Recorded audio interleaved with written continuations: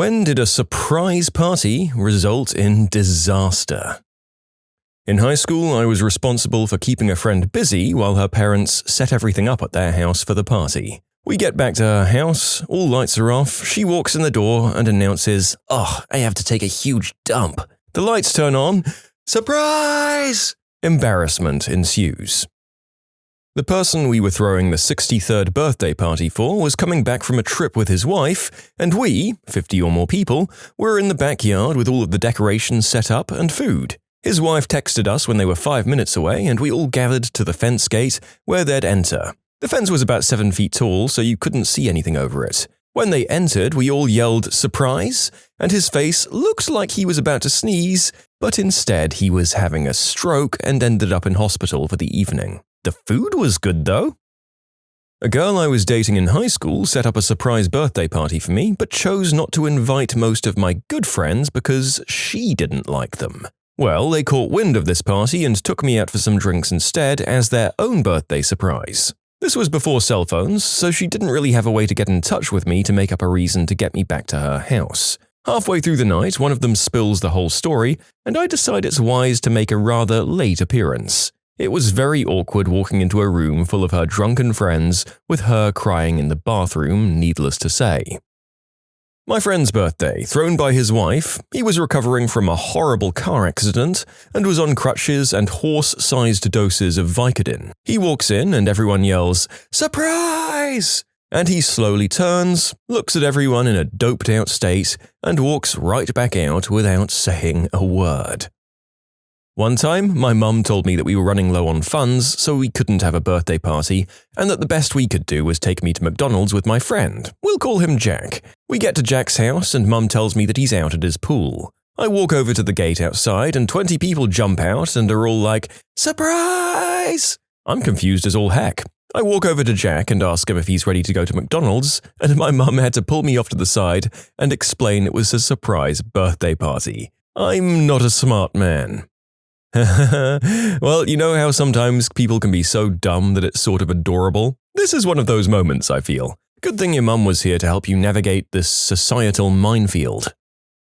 My friends, family, and co-workers planned a surprise party for me at my house. In order to give everyone time to get there and get set up, my co-workers had my boss ask me to stay late at work because we might have an emergency project to do tonight. So 5 p.m. rolls around and everyone heads home, really to my house. I sit around. 6 p.m., 7 p.m. Finally, I text the boss that I'm headed out unless she really needs me to stay. Turns out she was supposed to have me go home at 5:30 because the project didn't pan out. Since I figure my evening is shot anyway, I head to the grocery store, pick up the dry cleaning, drop off the recycling, among all my other chores. I walk into my door between 8:45 and 9 p.m. to find all of my friends, family, and co-workers drunk in my house. They were all a bit out of it to muster a coordinated surprise, but I figured it out. I ended up having a blast anyway. My friend got back from deployment. It was my job to take him out and keep him away whilst they prepared his house. We arrive, everyone jumps out, the friend reacts automatically, punching someone in the face and throwing himself out the door at the same time. 2 chipped teeth and a sprained wrist. I went to one of those surprise parties where more and more people show up to a restaurant until the whole party is there. Fun stuff, right? Turns out that a couple who were in our group of friends were in the same section having the divorce talk. And the thing is, they hadn't been invited because they fought so much that it was tough to be around them. And look at this, our friends are having a party that we weren't even invited to because we're such a miserable couple. What more proof do we need? Nice. I went out for a romantic dinner with my then wife. She was being unusually flirty, showing a whole bunch more chest than usual, went to the restroom, brings back undies in her handbag and gives them to me, says she couldn't wait to get home, etc., etc. So we arrive back home. She tells me to meet in the basement where we have our entertainment room and TV while she changes into something for the evening. Well, needless to say, I'm rigid as hell. Go down the stairs, start taking off my pants. Surprise! About 30 friends in the basement for an early surprise birthday party. I fell backwards on the stairs, could feel my heart racing, and barely covered my fortunately rapidly deflating eggplant. You know what? I'd rather have had the intended evening's activities. I didn't even end up getting any birthday whoopee. We threw a surprise party for my brother's 30th. We did such a good job planning that he didn't even have any idea it was for him. My sister's birthday was about 10 days before my brother's, so we told him we were throwing a surprise party for her. Since it was before his birthday, we figured he wouldn't suspect a thing. He didn't. We actually had him in on the planning of his own party, asked him for his thoughts on food, drinks, among other things. We had all of his best friends, the entire family, minus my sister oddly enough, and he walked through the door and we yelled, "Surprise! You idiots! I'm not my sister!" He looks around and sees all of his friends, and a few seconds later it finally registered. He was so grateful for the awesome party and he had a blast, but his initial reaction made it feel like the biggest failure ever. My boyfriend at the time and his female friend planned a surprise for me while I was at work. I was definitely surprised and overjoyed that all of my friends were at my house with cake and balloons and wine. However, after a while, I noticed that I couldn't find my boyfriend or his friend anywhere. Caught him on the porch making out with the girl who helped him set up my surprise party. He forgot I had a security camera pointed at the front door. That was not a good surprise. It's my party and I'll cry if I want to? My friend was having her art displayed at a local coffee shop.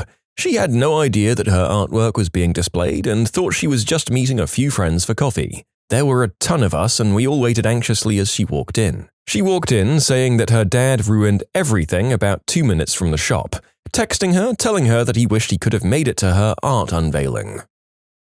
I have a relevant story. My friends planned a surprise party for me and they sent out a Facebook invite with specific instructions for everyone to bring funny hats and surprise me at this local bar. Then one of them accidentally invited me to the Facebook event. My girlfriend did the same thing. It was a surprise party at a karaoke bar, and they didn't turn the privacy setting off. So scrolling down my newsfeed, I found the damn event, sweetest thing ever. I played along as I could until I realized she was missing half my buddies. So I went and invited them. I let them know ahead of time of her mistake and to play along. We arrived at the bar, I act surprised, buy her a drink and tell her later in the night, and she falls laughing off the bar stool. Still the sweetest thing anyone has done for my birthday.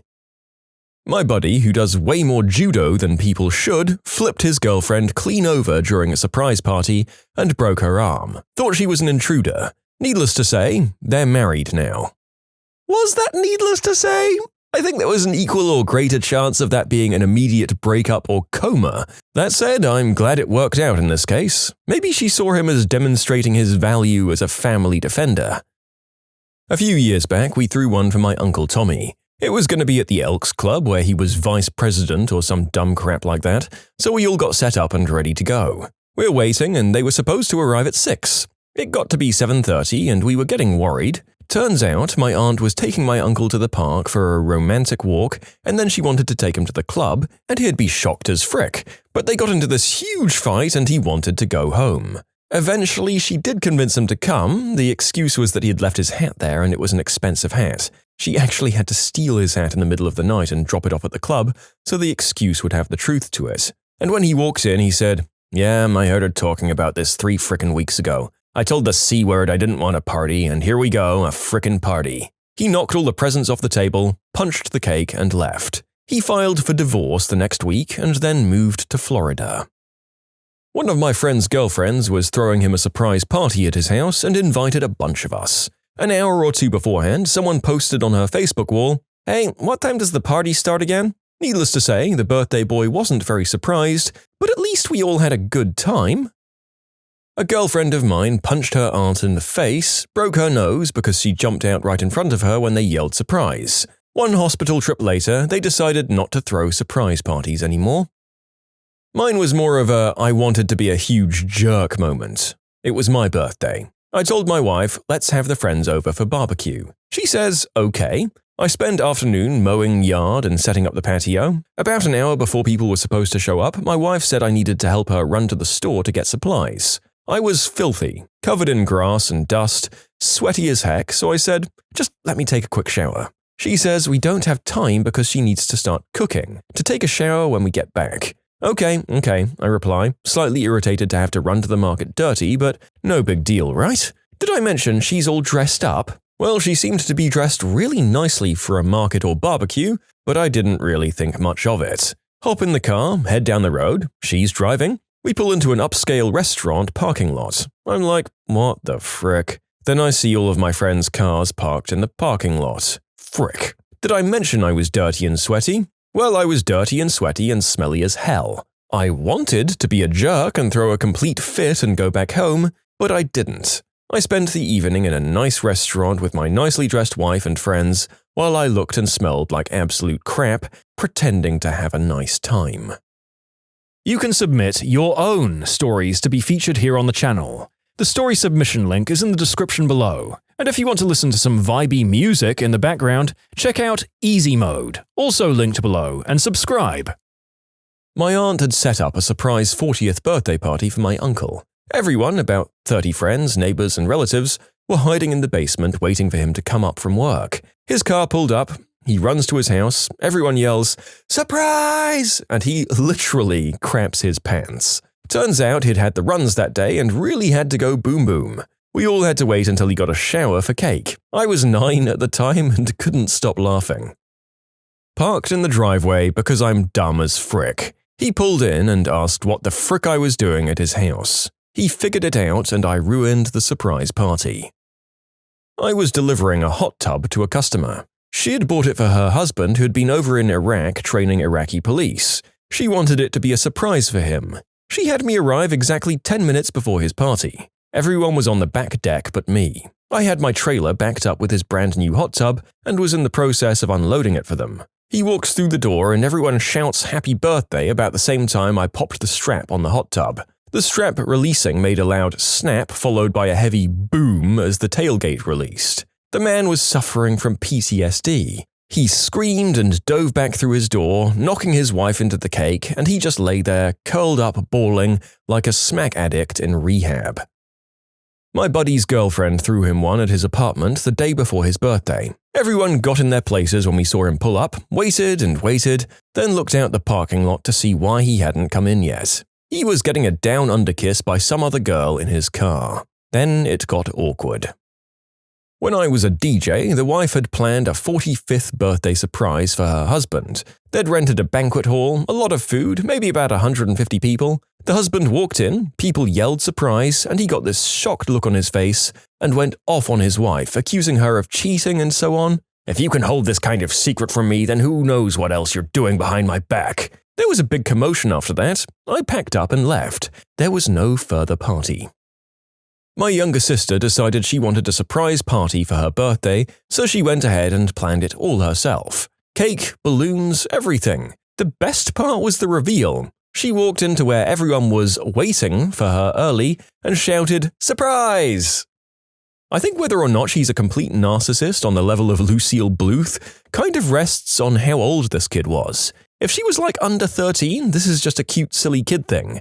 If she's your younger adult sister, then it's a bit nuts. A buddy of mine set up a surprise party for his fiancée. She thought he was off to another state for a week for work. He came back early on her birthday and set up a huge surprise party for her at home. She usually gets home at like 6 p.m. from work, and it was already like 7 p.m.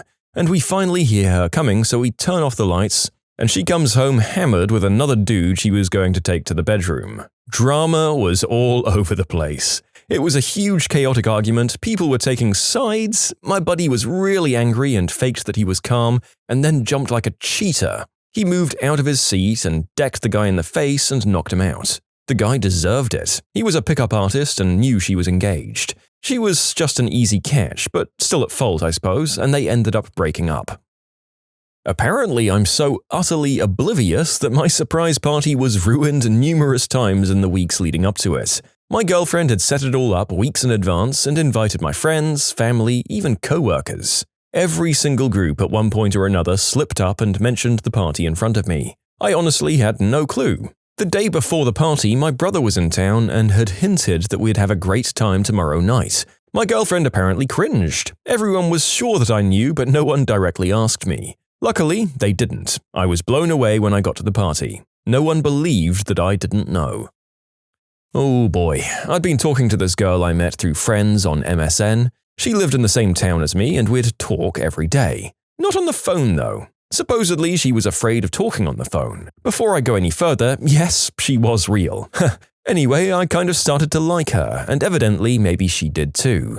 I say that because I got a call from her best friend. She told me that this girl always talked about me, yada yada. She invited me to her friend's surprise 16th birthday party. I came early, met her parents, her brother, her friends, and some of her extended family. They all said, "Oh, so you're John." So we get the word that she's on her way. We close the doors and hunker down. She comes through. She seemed really happy up until she saw me. She started crying and wouldn't talk to me. She hid in the back room and wouldn't come out until I left. I still don't understand. Oh, I'm sorry. Maybe you're just really, really ugly. One of my roommates last year had a girlfriend who was ultimately sweet but very clingy, controlling, and an alcoholic. She decided to throw a surprise birthday party for this roommate, who we'll call Kay, and had been planning it for an entire month beforehand. She invited all of his friends, recruited me and the other roommates to help decorate the apartment and fix some food, had posters and a banner printed out, and baked a huge elaborate cake. The day of the party, he came home 4 hours early. The girlfriend was absolutely crushed and spent the next half hour screaming at him about how he had ruined everything. We finally convince her that all is not lost and finish decorating while Kay sleeps. A note about Kay: at the time he worked nights at a bar. He normally slept during the day and was awake at night, but today he had been asked to work a double shift for some reason. When he arrived home the next day, he had been up for at least 24 hours straight. Anywho, a few hours later the guests arrived and everyone was having a good time, except for the girlfriend, who was still distraught that the surprise was ruined, and Kay, who was asleep. The girlfriend gets outrageously drunk and spent an hour or so trying to get Kay out of bed to enjoy this party that she threw for him, and he wasn't having any of it. When she finally manages to drag him out of bed, he pounds a few shots, we sing happy birthday, and he passes out again. The girlfriend at this point gives up and passes out on the floor of his bedroom. So the rest of the night was spent partying with these people we didn't really know and then cleaning up. We left most of the decorations for Kay and his girlfriend to take care of in the morning, which they never did. The monstrosity of a cake the girlfriend made sat in our fridge for a week before she remembered it existed. In short, alcoholic plans surprise birthday party for her boyfriend, the surprise is ruined, both boyfriend and girlfriend pass out not 2 hours into the party, and never clean up. Oh boy, my time to shine. My mum was having a surprise party thrown for her 30th. They flew in the whole family, her parents came, the whole shebang. On the way home from work, she was driving on a mountain road and was hit head first by a truck. She was driving a VW Beetle. She was helicoptered to the hospital, needed emergency surgery on her back, and when she woke up in the hospital, they were trying to get her phone number to call the family. She couldn't remember it. So a house full of people were waiting for my mum for about 2 or 3 hours, and eventually she remembered the number. She was completely bedridden for 6 months after the incident. Crazy stuff. When I was 13, my mum's then-boyfriend wanted to throw her a surprise 40th birthday party. My job was to keep her out of the house after work or school long enough for him to set up everything and for everyone to arrive. I told her I wanted to use my saved-up allowance to take her shopping for a new purse. We were leaving the store, and as we were walking to her car, 2 men rushed by us and took off with her purse. She was happy with the party, but her worrying about having to cancel her credit cards and stuff put a damper on the occasion for sure. Okay, that is the most unique one we've had tonight. We've had people getting shocked and attacking people, relationships ending, a mixture of both, but this was the first time the surprise was ruined by a random criminal operation. I didn't see that coming. Mine was fairly simple as far as these stories go. The guest just wasn't surprised. We threw a surprise party for a co-worker of mine. When he came home, he was really sick and threw up black barf on his cake before passing out. Haven't seen him since. Last I heard is that he'd ingested alien goo or something. He probably ate some bad prawns or something. I worked quite hard at planning a surprise party for my best friend in the flat we shared. Her boyfriend was to bring her home at a set time. We were all sitting in the living room with our eyes on the front door, waiting for her to enter as we'd seen his car go by. All part of the plan, except he brought her in the back door. She walks into the living room, and all of our backs were to her, and she asked what we were doing. When I asked him why he brought her in the wrong door, he said it was because parking was better on that side. Idiot! Guy walks in with his pants open, stroking his Johnson. The lights go on, someone jumps out screaming, "Happy birthday!" The guy was scared crapless, pulled up the zip, jams it on himself and screams in pain. Everyone else jumps out and screams too. Everyone is screaming. My ribs hurt from laughing. Female friend of mine threw a surprise party for her boyfriend, 4-year relationship, and invited all of his close friends and some of her own friends as well. He was at his mum's place having a mini party with his family, whilst we were all waiting at their place, where he thought that they were just coming home to get ready and go out for dinner. We'd decorated the house with really awesome stuff, bought a DJ to play music, and brought really nice food. 3 cakes, one made by his mum, one made by her mum, and one bought by one of his friends. There were some quite expensive presents there as well. It was all adding up to be an awesome night. The guy then realizes that something's going on, and after 30 minutes of texting, he tells her that she should just F off, since she knows that he hates surprise parties, and that he isn't going to show up, and that after that he's just going to go watch a football match instead. He checks himself in on Facebook at the match 20 minutes later, ignores everyone's calls and messages, and about an hour later, we were waiting and eating some food since we weren't going to waste all this awesome stuff on this jerk, he shows up after half the people have left and breaks up with her. Yeah. He was a D-bag. Parents of uncool children, when did you realize your child wasn't one of the popular kids? My oldest son has always been quiet and a bit of an introvert. He's tall for his age, lanky, wears glasses, plays trombone in the school band, and is a complete computer geek. There were never any delusions that he was going to be one of the popular kids. That said, he is popular amongst his fellow nerdlings. My youngest son has always been pretty popular, especially among the girls. We have had little girls calling the house, giggling and asking to speak to him since he was in 4th grade. He's in middle school now, and I fear what it will be like when he gets into high school. My son got locked in his tuba case by the other band kids. He's not even cool among the not cool kids. I know my daughter is uncool. Why? I have no idea. She's a great kid, very outgoing and funny in that 3rd grade kind of way. She gets picked on a bit for the things she likes. Hello Kitty, Barbie, MLP, etc. As a kid, I was super unpopular too, and I tell her all the time not to worry about it. She'll find that group of friends who love her to death and want to play with her. She came home very excited last month because a new girl in school had the same Hello Kitty backpack.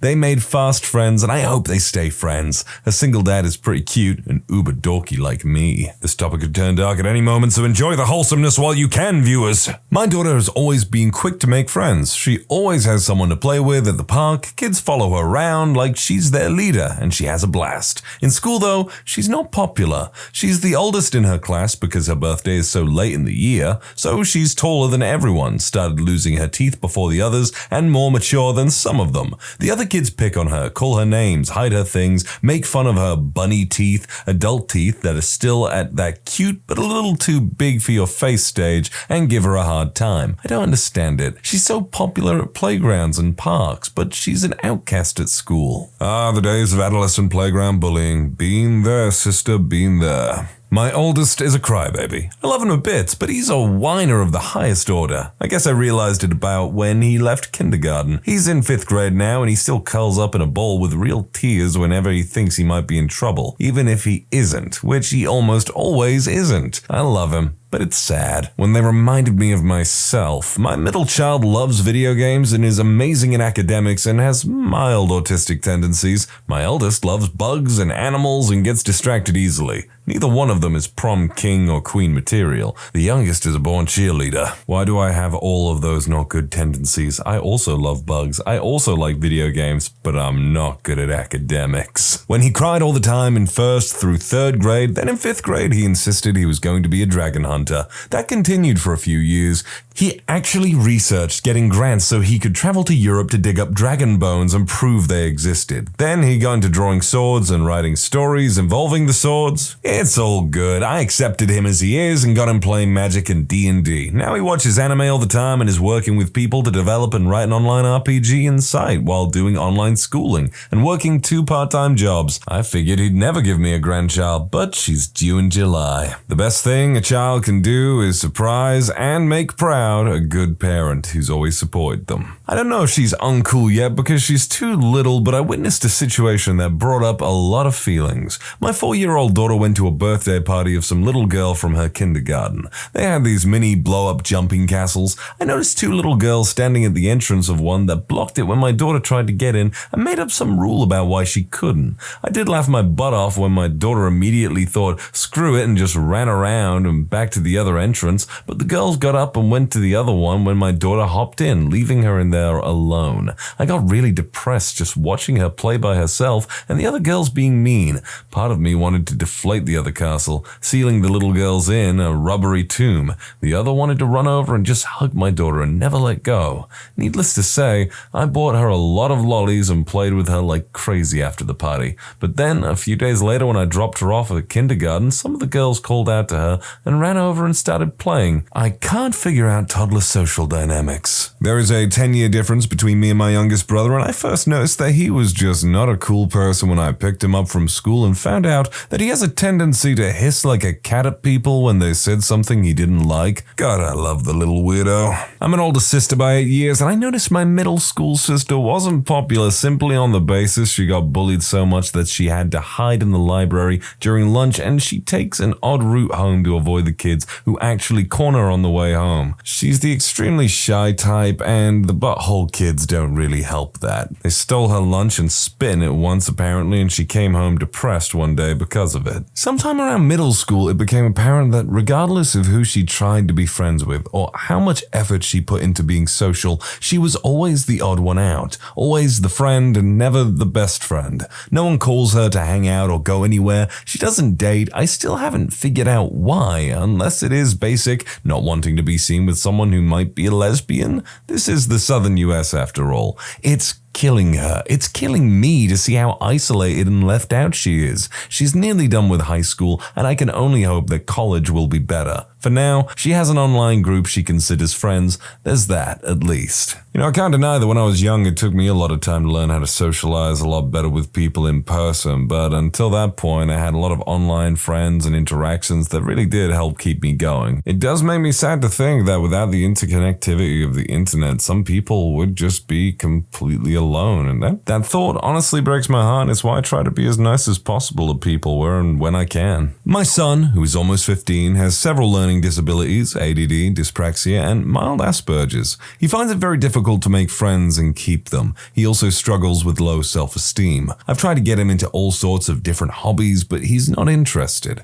The only thing he loves is video games, to the point that he could easily play them for 15 hours a day. He also has a very offbeat humor, which most people don't get. I love him to bits because he's my son and his heart is in the right place, but I do worry about how he's going to get through life and form healthy friendships and relationships. Man, parents have so much to worry about when they have kids and stuff, and it totally makes sense. But even when I was a kid in high school, I was going through a point where I thought, man, I'm never going to make friends. But I was lucky enough to meet people that appreciated and loved me and just generally helped me become the person I am today. And hell, I ain't no success story, but I certainly like who I am, at least on the best of days. But that's one of the hardest things in life, growing up and learning to love yourself. I had 6 children, 5 girls and a boy. Some were popular and some weren't. My unpopular, kind of reserved and socially awkward during primary school son is in med school and will be a doctor next year. I don't think popularity is necessarily a good criteria for judging how your child is doing.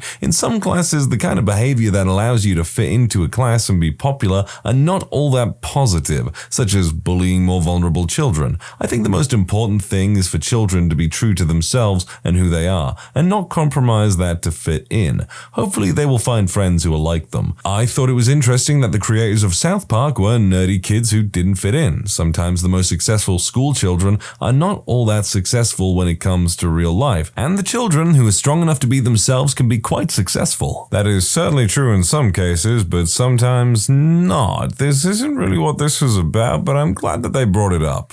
My youngest son is a future neckbeard. He's a great kid and very active in Boy Scouts. He's 14 and only needs a few things to get his eagle. He can easily achieve it before 16. He's good in math and science and very well spoken when something interests him. He can explain plants and trees and geology of an area to younger Scouts on a level far above the average 14-year-old. But outside of Scouts, he is very socially awkward. He has a hard time making friends unless they are Scouts or gamers. He's overweight, but not morbidly obese, and I guess average looks. I wish more of my wife's genes had kicked in. At home, it's all Xbox and computers. He has no interest in the outside world. If I ask, hey, let's go walk the dog down by the river, I just get, no, I don't feel like it. If I'm working in the yard on a hot day and my wife says, why don't you go and see if your dad could use some help? His reply is usually, if he needs me, he'll come get me. He's had his few middle school girlfriends that we all know are counted in weeks, but when they break up, he's devastated and becomes recluse for a while. His room is generally clean, but it smells of feet and butt. He won't shower or change clothes unless we tell him to. We actually held off to see how long he would do it. He wore the same t-shirt for 5 days over summer break. I didn't ask about underwear and socks. We just explained it and told him to go shower and change. A lot of these stories are really old and I'm just sat here like, man, I want to know how these people turned out. Like, did they surprise them? Yes? No? I hope so. I realized when we moved to a community with its own playground. My daughter is 5. She's so loving and sweet and very intelligent, but she's not good at making friends. She has no problem asking anyone to play, but most of the kids immediately shut her down and walk away. I have no clue why. Sometimes they'll give her some bullcrap line about her having to stay in the ice castle, which is one corner of the playground. She asks if she can come out, but they tell her no, and then they go off by themselves. So she sits there, dejected and defeated. She's such a genuinely good child and a good person, and I don't know why the other kids treat her like they do. I remember the same thing happening to me when I was her age. Kids can be so cruel. I knew before kindergarten that our son was not cool. He's an artsy, strange, nerdy kid that is bad at sports. He couldn't catch a ball when all the other boys could. He's also brilliant, has near perfect pitch, can tell a joke better than anyone his age, and is particularly empathetic. He always consoles whoever is having a bad day. One of the aspects that clued me into his wonderful nerdiness is that he'd construct a pretend world with all sorts of characters and scenarios, and could not understand why the other kids, excepting a few like-minded lovable oddballs, did not want to participate. He's picked on. It is amazing how cruel 5-year-old children can be. He's the target of the alpha male types. Until 2nd grade, he did not realize that he was uncool, but then it hit him. He's now 10 and in 4th grade. His teachers tell us that he is well liked, but he does not have any friends, which my wife sees as a problem, but I don't. He asked me once when he was 7 why other kids didn't like him. I pointed out that a lot of people like him, just that the cool kids didn't want to include him in their clique, and that's okay. I let him know that neither his mother or I were ever cool, and we've done okay for ourselves in this world. Aside from being a total geek for old school Mega Man, my 11-year-old is crazy proper and very white in an almost all-black school. He gets called Whitey constantly, and kids from the bus have beat the crap out of him and his little brother on more than a few occasions. He will now choke anyone that puts him on the defensive, which comes off a little bit like a serial killer in training, but to the proper thing, I once got a call from the principal because my son had set up a meeting with him, stating that he needed to switch schools because these kids all have behavioral issues and I can't get an education in this environment. No snark or anything like that. He was completely on point and very upset that the teacher didn't have her classroom under control. There was an HR director hiding in my kid's body. A little off, but damn, do I like my boy. I am a much older sister, which is sort of similar in a lot of ways. I realized my brother wasn't one of the popular kids when I went to visit his school to show off the high school band program. The cute-looking, well-spoken kids tend to sit together, and so do the less cute, dorky kids. I always sort of guessed, though, because he'd always been that weird gamer kid with beta tendencies and hardly ever got invited to birthday parties. It was just confirmed when I went to visit him. Damn, girl, slapping your brother with the beta tendencies. Cruel woman, even if it is true. My son is 10. I think I realized he's not part of the popular crowd last year. He had a sort of falling out with his best and only friend. After they stopped hanging out, I'd ask him who he played with at recess or who he sat with at lunch, and he'd tell me he played alone and sat at the end of the lunch table alone by the trash can. It broke my heart. He's such a sweet kid. Pretty sensitive, quiet, but not super shy. More of an observer. He's not the first to jump into an activity, but give him time and he'll participate. His interests have always been different than those of the popular crowd. We tried various sports, a season of soccer and a basketball camp, only to come out of those with a lesson on teamwork and how it's not fair to the rest of the team to quit halfway through the season. He's had ambitions to be a paleontologist since second grade. He can remember facts about dinosaurs that he's read 2 years ago. He's incredibly intelligent. He's also a huge Star Wars fan. His favorite is The Empire Strikes Back. We put him in Cub Scouts so he can socialize with kids who aren't into sports, but by the time he joined, most of the boys in the troop already knew each other. I try to dress him in what the kids are wearing, Hollisters, Aero, etc. He has no preference for what he wears, and if I can take away one thing that kids always single other kids out for, then I'll do it. Overall, I think he'll be okay. He's got 2 to 3 friends with similar interests. He's a smart kid. If he can get through middle school and high school, I think he'll do just fine. I wonder if he's studying dinosaur bones as we speak. My parents moved and my little sister had to start high school in a new town, and I was worried she wouldn't make many friends. I was excited when she joined a small group and started hanging out with them until she wore a fake tail to school one day. Oh dear. Spits out cereal in the morning. Oh my god, my sister's a furry! My high school age daughter wanted to drive into the city to watch a Wes Anderson film and eat at her favorite vegetarian Indian place for her birthday. We live in the rural South. You ignorant fool, what was cool 10 years ago and what was cool now have completely switched. Your daughter wasn't unpopular, she was a damn trendsetter. At my daughter's first parent-teacher conference in first grade, I asked the teacher how my daughter was doing socially. I had noticed that there was a little talk from her about friends, unlike kindergarten, and the teacher paused uncomfortably and said something about my daughter being very bright, and sometimes bright kids don't have patience for things they find silly, which sets them apart a little, but that I shouldn't worry. My daughter will graduate high school this year, and she only has a couple of close friends, one of which she's had since third grade, and even those she doesn't really see or hang out with often. My son took longer to be obvious to me because his elementary school teacher flat lied to me and told me that he was socially doing just fine and had quite a few friends. My son does normally have a small circle of friends that he's comfortable with, but he's never been and will never be one of the popular kids. Neither one of my kids are bullied. My daughter was in elementary school, but not since, and I attribute a lot of that to the way our school handles the bright kids. Starting in 7th grade, the high achievers and gifted kids, my daughter is a high achiever, my son gifted, are separated out into Honors Academy. For 7th and 8th grade, they only have classes with each other, and they do a lot of forced group work and social interaction in addition to the regular curriculum. Because they're so separate from the rest of the school, there's a little chance for them to be targeted, and they form friendships with their fellow weirdos. I had a lot of doubts when they first introduced this program. My daughter's 7th grade class was the inaugural year, but it definitely seems to have resulted in happier kids. Neither of my kids have a ton of friends or in the neighborhood of popular, but they have a niche at school and feel safe and able to be themselves, which is great. Of course, their district also instituted a character program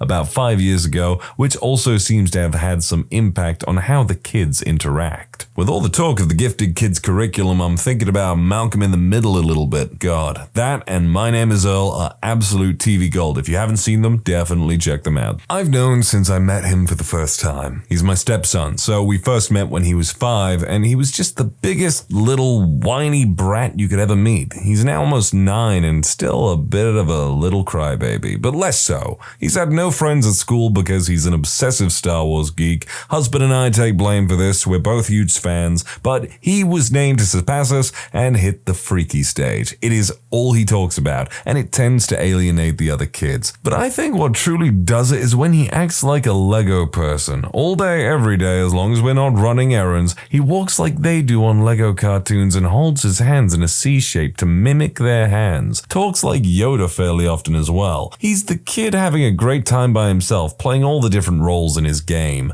I think all this makes me love him more. He's a little awkward genius, and I wouldn't want him any other way. Oh, and I don't worry about him picking up chicks later in life because he already has a girlfriend. He tells me he hasn't gotten a new one because the girls in his new class just aren't pretty to him. Apparently, he's got some high standards. I can't deny it. I'm picturing it. I'm picturing that little boy doing his Yoda voice and doing the Lego walk, and I'm just thinking, trouble in Lego City there is. I secretly hope my daughter doesn't turn out cool. I want her to have some good, trustworthy, and responsible friends, and I want her to be a kid who likes to read, do art, exercise, and chill with dad playing video games. I have a vague idea why people do it, but there's a specific reason. I read that one. So basically, the whole thing was like, because you're a cool kid immediately means you're kind of a piece of crap. That is not the case. People are not arbitrary two-dimensional things. You can be cool and be nice. You can be uncool and a total douchebag. Hell, I'm pretty sure most of the time there are like several opinions on who is actually the cool kids at school, because schools are big, especially high schools. I remember turning around to my friend and being like, wait, you think they're the cool kids? I thought they were the cool kids. But I meant it more in like, no, they're cool. They are actually cool and nice and everyone likes them. But I concur, being a dad and having your child play video games with you it's a nice thought. My daughter was in developmentally delayed classes for 2 years of pre-K, then had a special helper for kindergarten with speech every day. We moved, and in first grade she was different and could not make friends. She was received from speech, and remedial reading put her on Adderall for ADHD without hyperactivity, and she makes A's and B's but still different. Her storytelling was a little weird. I've always been well liked but an introvert. She's an extrovert and was not well liked. I started giving her social tips. Ask what they want to do. Let them do the talking. Ask about what they like. People like to talk about themselves. Now she has a ton of friends. So weird that it worked. I think I've always known but never cared. Popularity means nothing later in life. My only concern is that they find a few friends to hang out with at school. Man's got his priorities straight. It's not about gaining popularity or anything like that. It's having friends, true friends, and, kindling joy and all that stuff. Best thing you can do for your kids at the end of the day is make sure they're happy, safe, and you love them. I mean, damn, with all the anxieties that parents must have with raising kids, it's no wonder that you screw up in a couple of places. But, like I said, just gotta make sure that you're doing your best. People who have been on reality TV shows. What's rigged and what's not? My friend was on What Not to Wear, and I was in the audience of people who were there to react when she came out from behind the curtain with her new look. She came out over and over again, but our cheering was never enthusiastic enough for the producers. After about 10 takes, we were screaming our heads off, totally hysterical, as if we'd just seen her rise from the dead. So that part was fake. I thought she just looked alright. Sob stories on singing shows. It's not the contestant's fault. I made it through a few rounds for a well-known singing show, and they begged you for a sob story. On my very first application form, I was asked about the most difficult moment in my life, what obstacles I'd overcome to be there, had I ever experienced bullying, etc. They pretty much make you tell them a sob story. So I wrote all about my heartbreak when I ran out of coffee. I have always thought there are far too many sob stories on those shows. My aunt and uncle were on Love It or List It. They had them record both endings, and the network chose which one they thought was best. They're still in the house, and they love it, but the show says they listed it. Already I don't know half of these shows, and I'm actually really excited to find out about obscure or weird reality game shows or something that I just don't know about. My cousin was on a Toronto dating show called Matchmaker many years ago. She said it was completely scripted, and she met her blind date before filming so the producers could go over the script with them. They were given a list of ridiculous and racy questions to ask each other and encouraged to make out if they actually liked each other or to cause a scene and be dramatic if they didn't really click. I mean, when you're thinking about all kinds of reality television that there are, dating shows are most definitely the most likely to be fake because, if it's blind dating especially, like things can go wrong there. Really bad things can go wrong there. So it makes sense that they'd be like, hey, this is all fake. This is actually the guy that you're going to be meeting and stuff. My daughter and her boyfriend were on divorce court. They were not married, and the show's producers helped them tailor their story, which was completely made up. To be more interesting, they are now married, and since they've already been divorced, it should last forever. Some of my friends went on cash cab. One guy was chosen the day before and told to come with up to 4 friends to a certain spot the next afternoon. They met a producer who hailed the cab and were told they were going to a game show. They had to reshoot getting into the cab because my one friend said something like, "What are the chances we're on our way to another game show?" I have worked on several reality TV shows. Some are more fake than others, but they are all heavily scheduled and formatted, never spontaneous. I worked on a certain MTV dating show where one of the contestants tried to escape the house in the middle of the night, and one of the production assistants had to tackle him in the front yard and drag him back into the house. It's like prison. They are completely cut out from the outside world. No computer, books, phones, watches, and they are fed mostly booze. They all go insane. Also, if the show doesn't air, they don't win their prize money. This is a standard for all competition reality shows. I think I remember there being an episode of Big Brother or something, back when it was like a new thing, I'm pretty sure, and they all had to like sit in a box or something for like the entire day, or it was like the last person out of the box wins the challenge, which, yeah, that does sound pretty ridiculous and just maddening. I have a friend who signed up to audition for a show that she thought was The Bachelorette, or something similar. I guess it's standard practice to not give the actual name of the show and just say, we need good-looking, energetic young women for blah blah blah. So she got called back, went through a few different interviews and a screen test. Finally, they tell her that the concept is that she will be running a pawn shop with another woman. She is a dental assistant with no experience remotely related to the pawn business. Pawn Queens ended up being on for 2 seasons, and they gave her a backstory about how/why she got interested in the pawn business. Not exactly shocking, but it was pretty interesting to see that they basically looked for hot girls first,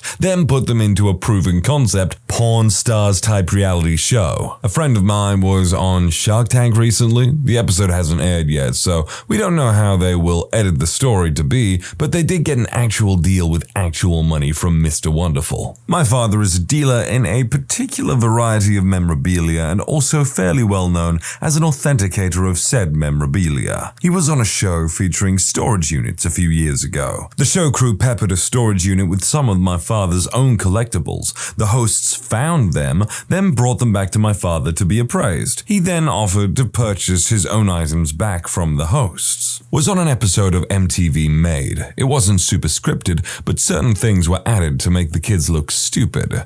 On our episode, the producers had socks stuffed inside a kid's drum to make them sound bad, even though the kid didn't actually do that. Stuff like that. But the script had room for ad-libs, and the show was fine with that as long as nobody said anything too crazy or suggested anything they couldn't deliver on. Unfortunately, a lot of the kids on the show go back to how they were before almost immediately after filming. People can totally be who they want to be, but why apply to the show? And also, it kind of sucks when the show drops a butt ton of money on you. Our episode involved paying for an appearance from Finger 11 when they were huge, and it ends up being a waste for everything other than getting a TV episode out of it. I was on a show geared towards preteens and teenagers that tried to imitate Fear Factor on YTV. They had us compete in various unique athletic competitions and other things. Most of it was surprisingly real. We actually did compete. Our scores were based on our performance in the task. The one thing that wasn't real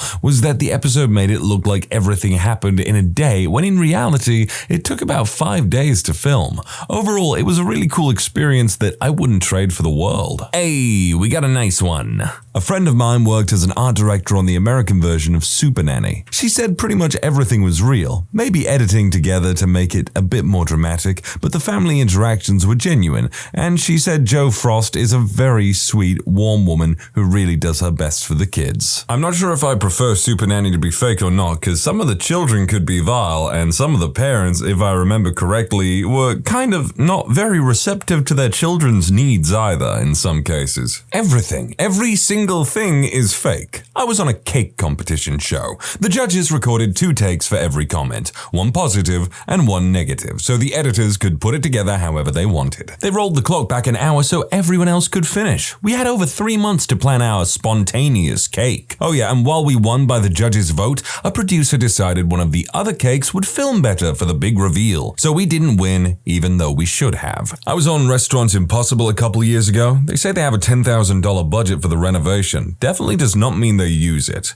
The host, Robert Irvine, was only there for like an hour a day of the 3-ish day venture, just to get in the way and whine about things for the camera. They made up this whole story about how my boss would lose everything and cause so much stress on his marriage and family if the restaurant failed. They had us walk this direction with a sullen look to show that we felt underappreciated as employees. We had 4 employees actually walk out because of some of the comments Robert made. We also did not get paid any extra for any of this. But while all of that was annoying, I will say this. The Food Network did pay almost $4,000 for a very local construction crew to come in, which is awesome for local business and support. The food was very awesome, and I got to learn some insane techniques from the world-class chefs at the very start of my career. I am a chef myself now. It was a very neat, exciting thing for a small town and definitely brought our community together, and while the business did still end up failing a year and a half later, my boss was totally fine because he bought out another restaurant and is now a very successful person elsewhere. Kinda sucks that they feel the need to play up the drama aspect of it, but I think it's good that they at least are there to actually do some good in that case, which, a little bit of good, little bit of bad makes it more interesting. I was on an episode of Extreme Guide to Parenting. My mom is a hypnotherapist for a living, and so they interviewed my brothers and me about getting hypnotized to do chores and get good grades.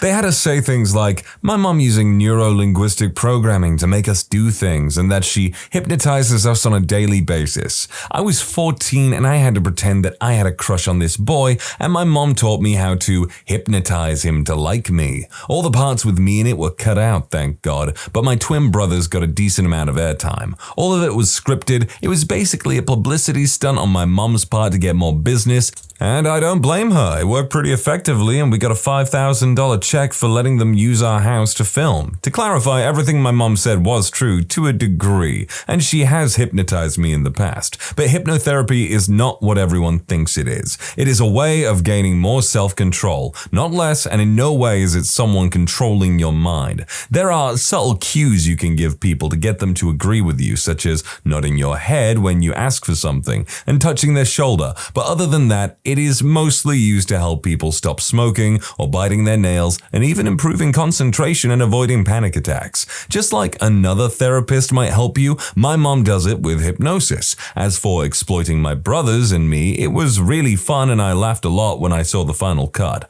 I thought my family didn't seem so bad when compared to others that I saw in the same episode, but I can't judge. Either way, the whole plot was made up, but it is true that my mom taught us how to exit something called fight or flight mode when in non-life-threatening situations, like when you panic. She taught us to think clearly. Nothing as extreme as how they portrayed us in the show. Honestly, it's counterintuitive to make a show that puts my mom in a bad light for business reasons, and so while everything was scripted, she did maintain her usual air of professionalism. The directors just took all the parts that made her look as bad as possible. I'm genuinely enjoying this one because not only do I get a bit of insight as to what is actually fake in these TV shows, the entertainment factor, but also the utility factor, like with the Ultimate Chef Experience or whatever it was a couple stories ago. Diners, drive-ins, and dives. Kinda real. Maybe. 50-50. Friend owns a butcher shop and happens to be the supplier of meats to this restaurant where an episode of DDD was going to be filmed, and asked me to come along with him. We were part of the crowd scene where guys come around and ask other people things like, so how's the burger, etc. Thing is, not one of the people in the restaurant during that scene was a random restaurant customer. Everyone was a special invited guest of the restaurant owners. Once we arrived, the producer dude placed us in seats and they made a few people move tables and booths for a better overall crowd look, I presume.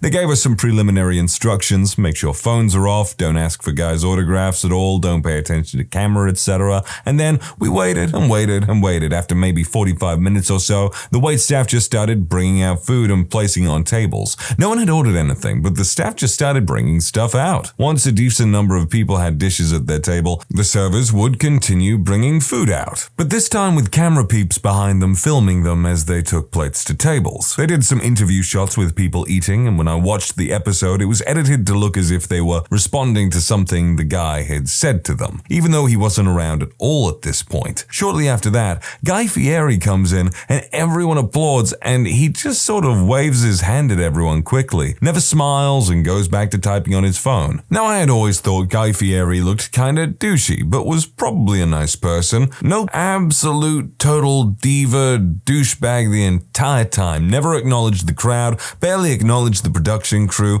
just kinda seemed like a douche. Literally was standing right beside a booth where someone was sitting, and the lady sitting there said something to him like, "Hey, we love your show." Guy Fieri just kinda does this half smirk and smile thing and never acknowledges the lady or anyone at her booth. Only, and I mean only, when the video guy would say, "Action," would he try to turn on the charm and actually talk to crowds of people, get excited and talk about the food and stuff. Later, after he filmed the restaurant scenes, they backed his Camaro out of a trailer and filmed all of the scenes where he's driving around. The crowd scenes were done at this point. My buddy and I were just hanging out and chatting with the owner and one of his managers. The restaurant kitchen scenes where they were going to film Guy and the chef prepping and making the food were filmed the day before, and the owner said it was the exact same thing. Zero interaction with Guy Fieri until the cameras were rolling. They even filmed some outtakes, which were somewhat pre-planned and set up in advance. Once the car scenes were all done, Guy Fieri heads back into the RV and we didn't see him again. The crew came around and did some other shots and interviewed some of the other staff and such. Overall, it was an interesting day. I have admittedly never had much of an opinion of Guy Fieri. Not surprising, ghost hunting shows are fake. What is surprising is how they do it. See those fancy instruments they carry that no one has ever heard of?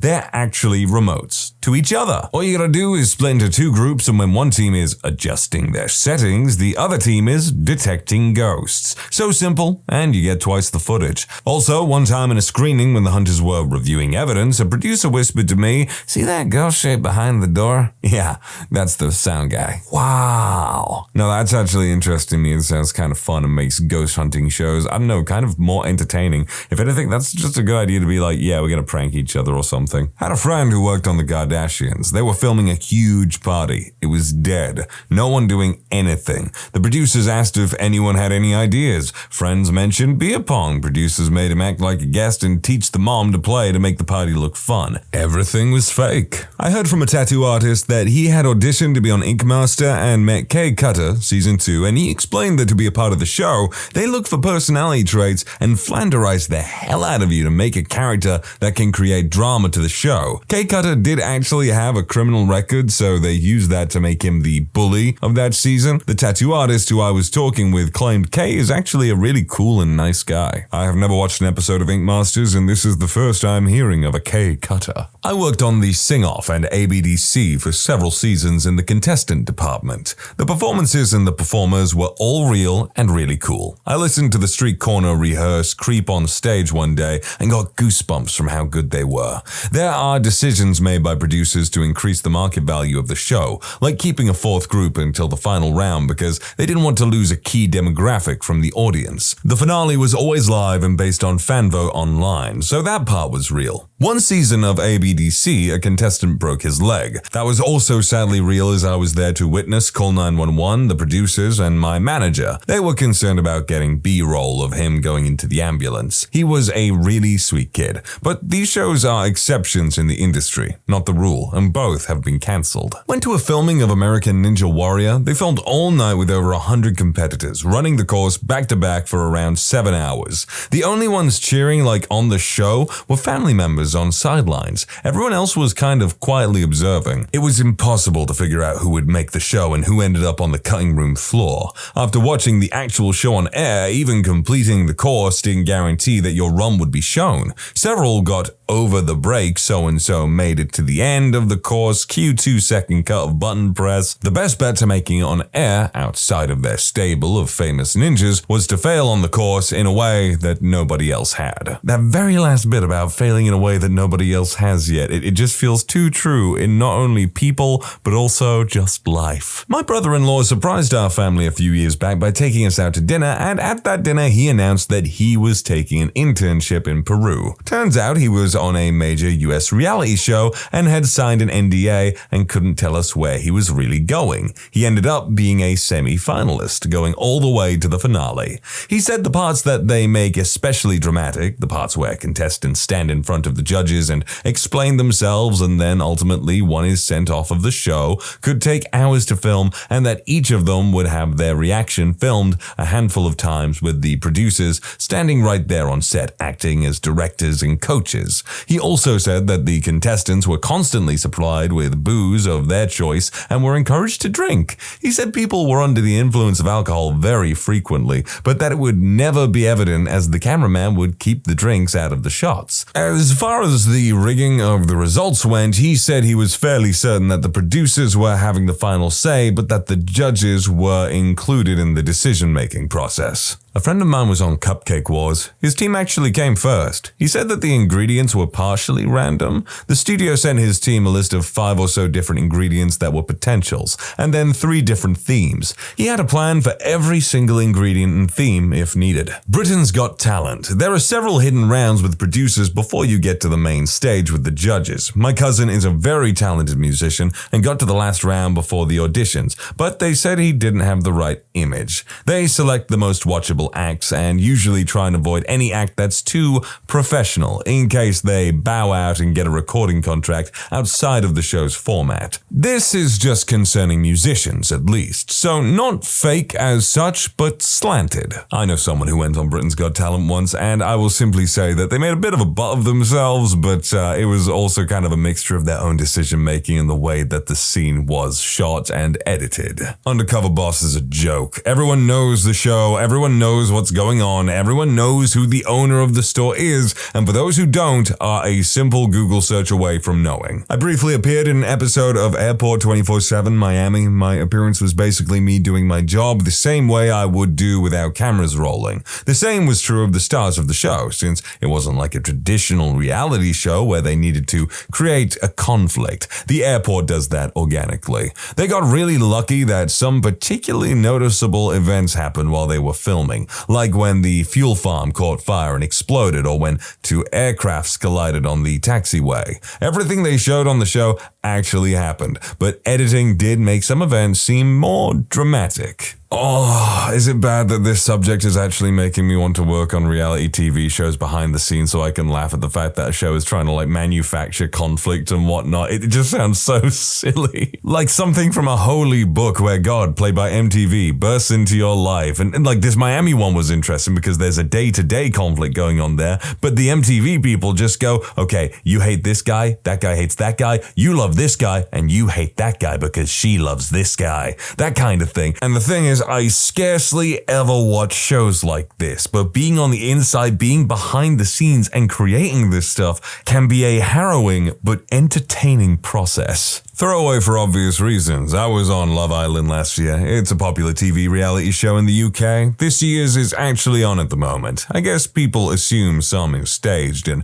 rigged, but you have no idea how much. We were literally given scripts of arguments to have, things to say. You know when you see them having sex under the covers? Not happening. We would have to imitate this 5 to 10 times each, and the producers would choose the most realistic one. There is whole parts of the villa that you don't even see. Multiple camera rooms. Ever wondered how the islanders never clean, but it always gets cleaned? There is literally cleaners, waiters, etc. in the whole time. Only about 6 hours a day and night are filmed. There is a director there saying cut and everything. You know the £50,000 grand prize for the winner doesn't compare to the $75,000 we got for being in the villa. Regardless if we were there for 6 days or 6 weeks, when we got out, we had meetings and I had over 600 brands queuing up to work with me. Now I'm a nobody, and you wouldn't even recognize my name. Relationships aren't real. There is an agreement that is 100% for the show. Things are never how they seem. Also, we are shown the episodes every day. There is no will be cool to see what I look like on TV when I get out.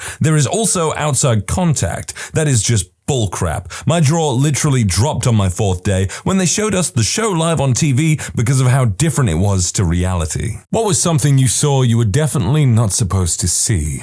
My severance check. Apparently someone at the payroll company addressed it to me instead of HR, opened it at my desk and laughed. Packed up my crap and left. I found a letter between my parents back when my dad was in the army 10 years before I was born, when cleaning out the house. He was saying how they should get a divorce because it just wasn't seeming to work out. When I was 16, they did end up getting a divorce, and I have never spoken to them about it. Leaving work late one evening, I saw the HR director and CFO in a dark office shredding papers. No, that's not a euphemism. I didn't say anything, but quietly walked on down the hall. 2 weeks later, we were raided by the SEC and several people were charged with cooking the books. Sounds like some Wolf of Wall Street stuff going on there. Back in 1997, I started work at a new job and took over the office of a salesman who had recently been fired. I was in IT using the same computer that had been set up for sales. My first task was to install all the software I'd need. The computer hard drive was almost full, so I poked around and found a ton of folders filled with smut. Went to my supervisor and he said to delete it, warning me that the salesman had been fired for downloading smut. Over the next few weeks, I kept finding secret smut folders on the company's network. Not only had he downloaded enough smut to max out his computer's HD, he had the network at about 90% capacity. When I was done deleting all of the folders I could find, the server capacity was less than 50%. Dude was seriously addicted to his smut. I wouldn't have just fired him. I would have booked therapy appointments on his behalf. Worked for a downtown metropolitan hotel for a long time, and I've seen a lot of stuff I wasn't supposed to see. Probably the worst was a kid with an old man. Checked this guy in at 1 a.m, not uncommon because people travel at different times, but he was alone. Like an hour later, he asked for something like a towel or blanket. Anyways, we dispatched our runner to deliver it. After the runner comes to me and says he thinks something is wrong because he caught a glimpse of someone and the old guy was trying hard to block the entrance. Being that we were supposed to take stuff like human trafficking seriously, I asked our maintenance guy to cut his power so we could get a call to come up and try to fix the problem. He does, and I go up with him to apologize for the inconvenience because the guy was a member. Sure enough, we hear a kid in the bathroom hiding. Try to ask who the kid was, and the old guy tried everything to shut us down, from throwing his status around to bribing. We called the cops and we let them deal with it. Just 2 days ago at a community pool, a teenage couple who entered into the pool area went into the hot tub, stood up to stretch my legs and looked over to, well, SX in the hot tub. It was midday. I cringed pretty hard, but I laughed even harder when the neighborhood cop showed up. I once arrived early to pick up a girl for a first date. She was renting a small garden apartment behind a bigger house. It was just after dusk and I walked around the corner.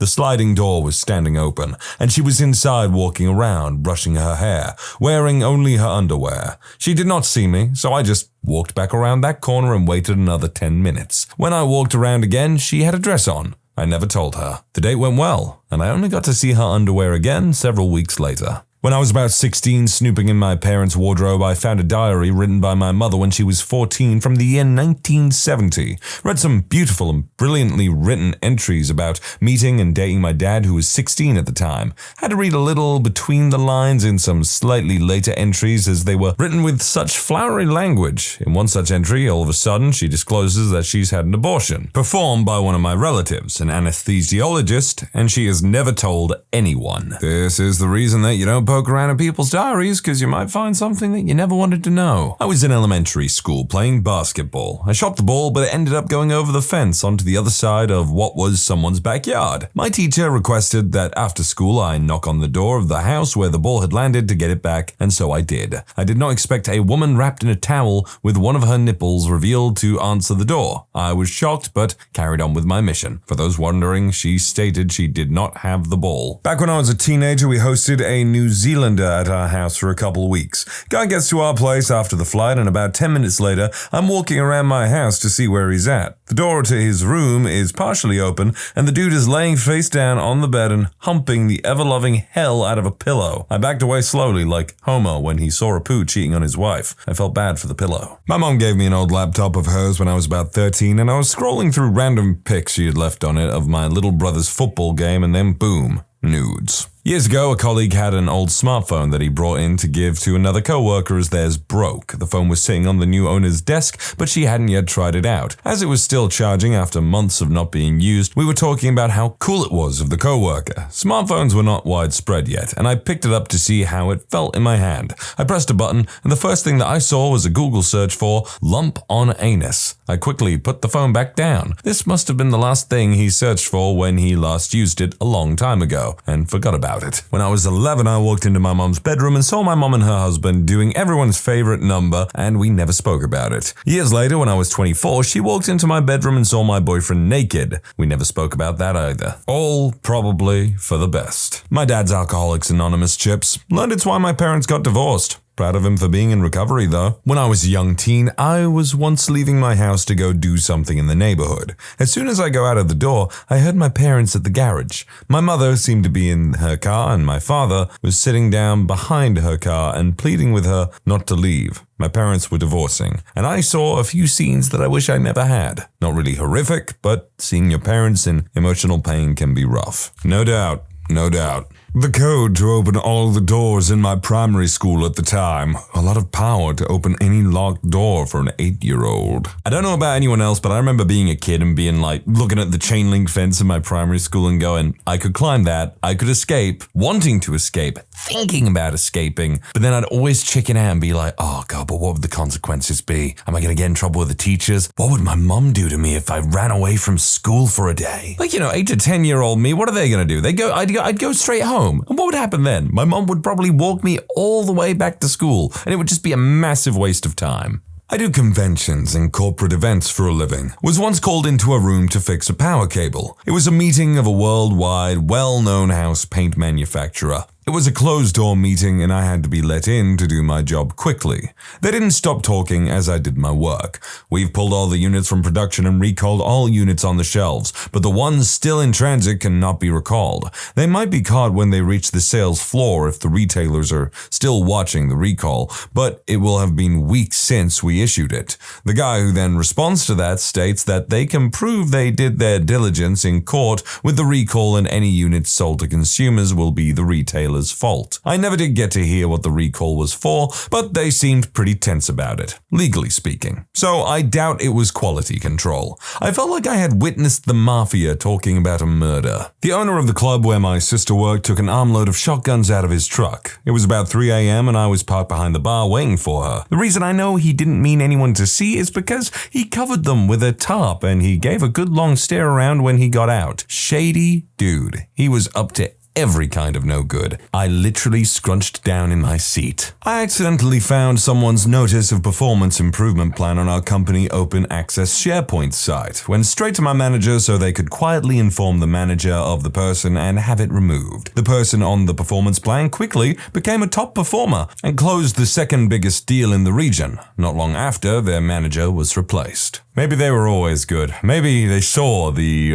improvement report and thought, damn, I need to get my affairs in order. And they did it. In spades. I used to work in the basement of a pretty large hospital doing engineering work. They'll often cart dead bodies out of the hospital through the basement, so it's usually not a big deal. You tend to try and ignore it. One time, as I was finishing up a test in a pretty remote room, I walked out to an entire security detail escorting a body. I just got immediately shoved back into the room, so nothing really exciting happened, but I always wondered who that could have been. My third job I had at 17 was at a pizza place. I had 2 managers, one male, one female, and they were both married to other people. Well, I went to hand in my drawer at the end of the one shift and walked into the office, and there they were just making out with some heavy petting. Their spouses found out. They left their families, and then those 2 managers got married to each other. As far as I know, they're still together. Also, no, I didn't tell their families. I was 17. I didn't even know these people's spouses. Their families found out because they told them themselves because they both wanted divorces from their respective spouses. I tend to have a way of finding things out that I'm not supposed to due to my inquisitive nature, but one that comes to mind was when I left my last job. My general manager wasn't exactly a warm, woolly person and was not pleased that I was leaving. I had to get something out of the manager's office and saw my name in an email on the desk. She had told the other two managers to wish me the best of luck in my future career and that I would be missed. I was shocked because she actually took the time to send that out to them. Never heard that from any of them, but seeing it showed that she actually cared. Whenever I meet or hear someone say, I am an inquisitive person, I have an inquisitive nature, I just think,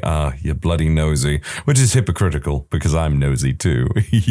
On my way to work in the morning one day, and I'm on a train leaning up against a glass partition between two seats. The lady on the other side was doing the same thing, and as her mobile kept pinging with incoming messages, my attention was drawn to it, and because of the angle, I could see the text exchange. To summarize, she offered services of the scatological nature, and the person on the other end was complimenting her on how her mess didn't stink, and I'm going to leave it at that. Definitely not something I should have seen. What everyone made in my company salary-wise, CEO and all high ranks included. It was a very detailed Excel file meant for the owners of the company. For every tier you went up, that salary pretty much doubled. I was 12. I was trying to make my BMX bike into a long-forked chopper-style bike. There was an old man down the road that welded as a business. I had dropped my bike off for some welding on my forks. Went back several days later to pick up my bike. Walked into his shop just as another man pulled an enormous bag of the devil's lettuce out of a duffel bag. They both stopped and just stood there, staring at me for a moment. I turned around and noped the hell out of there. The men then proceeded to look at each other, say, well, that was kind of awkward. See you in a month or something? I suppose depending on the year and place that this occurred, it would be more or less worrisome if someone saw you do a handoff with a big bag of the devil's lettuce. Back in high school, my friends and I used to skateboard in a church parking lot. One day we're hanging out and this car comes tearing into the parking lot and drives over to a secluded corner.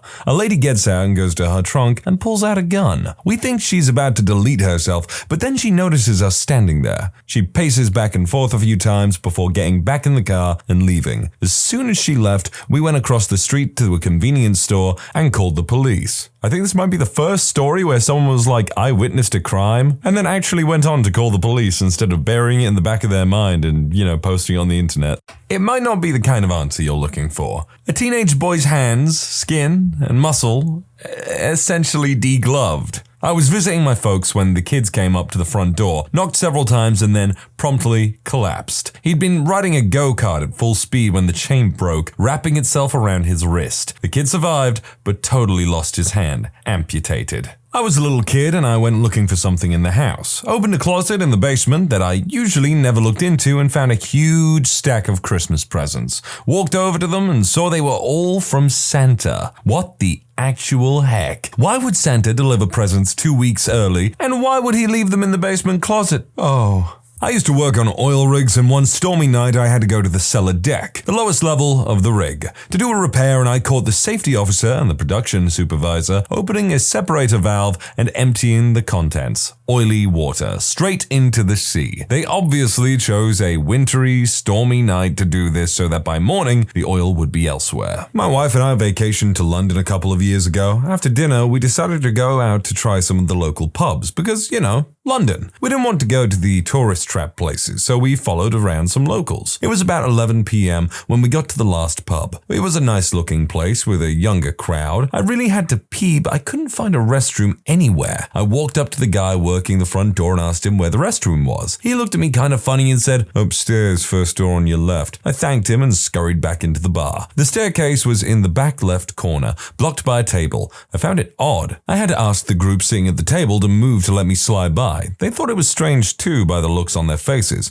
You could tell that these stairs weren't meant to be used, but I had been drinking and my bladder was about to bust. As I reached the next floor, there's a long hallway with about 5 doors. The bouncer had told me it was the first door on the left, so I tried it. Nope, it was a dark room with empty kegs. Pretty normal, maybe he meant the right door. Nope, dark room with extra supplies. I started to wonder if I was too drunk to follow directions, but then I noticed I could see a light under the door at the end of the hallway. That must be the bathroom. Or so I thought. I opened the door to find a group of people in very sharp business attire seated around an oval table. They were clearly having a meeting of some sort with their laptops out. They were incredibly surprised to see me. They all froze in place and we all looked at each other for a good 15 to 30 seconds. Finally, one of the guys says, "What the hell are you doing here, mate?" I replied, "I'm just looking for the bathroom. The door guy told me it was up here." They all looked a little confused, but the guy responded, "We don't have a restroom in this building, now please leave." I apologized and closed the door, then headed back down the staircase, confused as hell. The good news was that my urge to pee went away. I slid past the group at the table and returned to my wife, who had ordered some fish and chips, and told her all about what happened. We both agreed it was strange, but ordered another round and thought nothing of it. About 5 minutes later, I noticed the guy in the very nice looking suit come down the stairway. He saw me, then went to the security guy at the front and said something to him,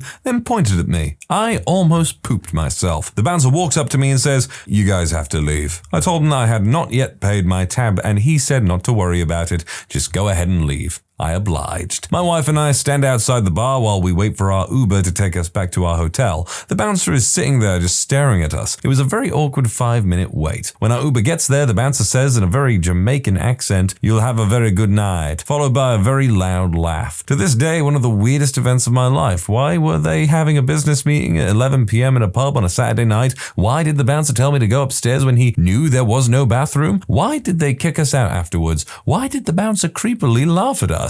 We have no idea what happened, but we love to tell this story and see what everyone else's theories are. I can only assume English gangsters, or maybe, I don't know, shareholders in the property meeting for whatever reason. Like, that's a thing, I think. And I mean, Soto, why not? You own a pub. Why not just meet at 11 o'clock at night, drink to your heart's content while getting some goddamn work done? I was living in San Marcos, Texas in early 2003. My boyfriend at the time and I were heading home from a party around 2 or 3 a.m. when we get stopped at a train crossing and a super long train is going by. I mean, we sat there for a solid 15 minutes watching this train go by. Some of the cars had slats or cage walls, so you could see what was in the cars when they were backlit by the streetlights. We could clearly make out a large amount of military equipment was being moved down to the coast, or maybe an airfield. Within a month or so, it was publicly announced that the US was invading Iraq. Shared the house with my parents. Got a letter from ISP for illegal downloading. It was smut that involved multiple people. Had to tell my 70-year-old father that I knew and where he could find the free stuff online. A conversation I'm sure many of us never wish to have. Back in 2012-ish, I ran a food truck in Chicago. Chicago apparently let the Restaurant Association practically write the food truck ordinance. The ordinance stated that trucks could only be parked for a total of 2 hours at a time.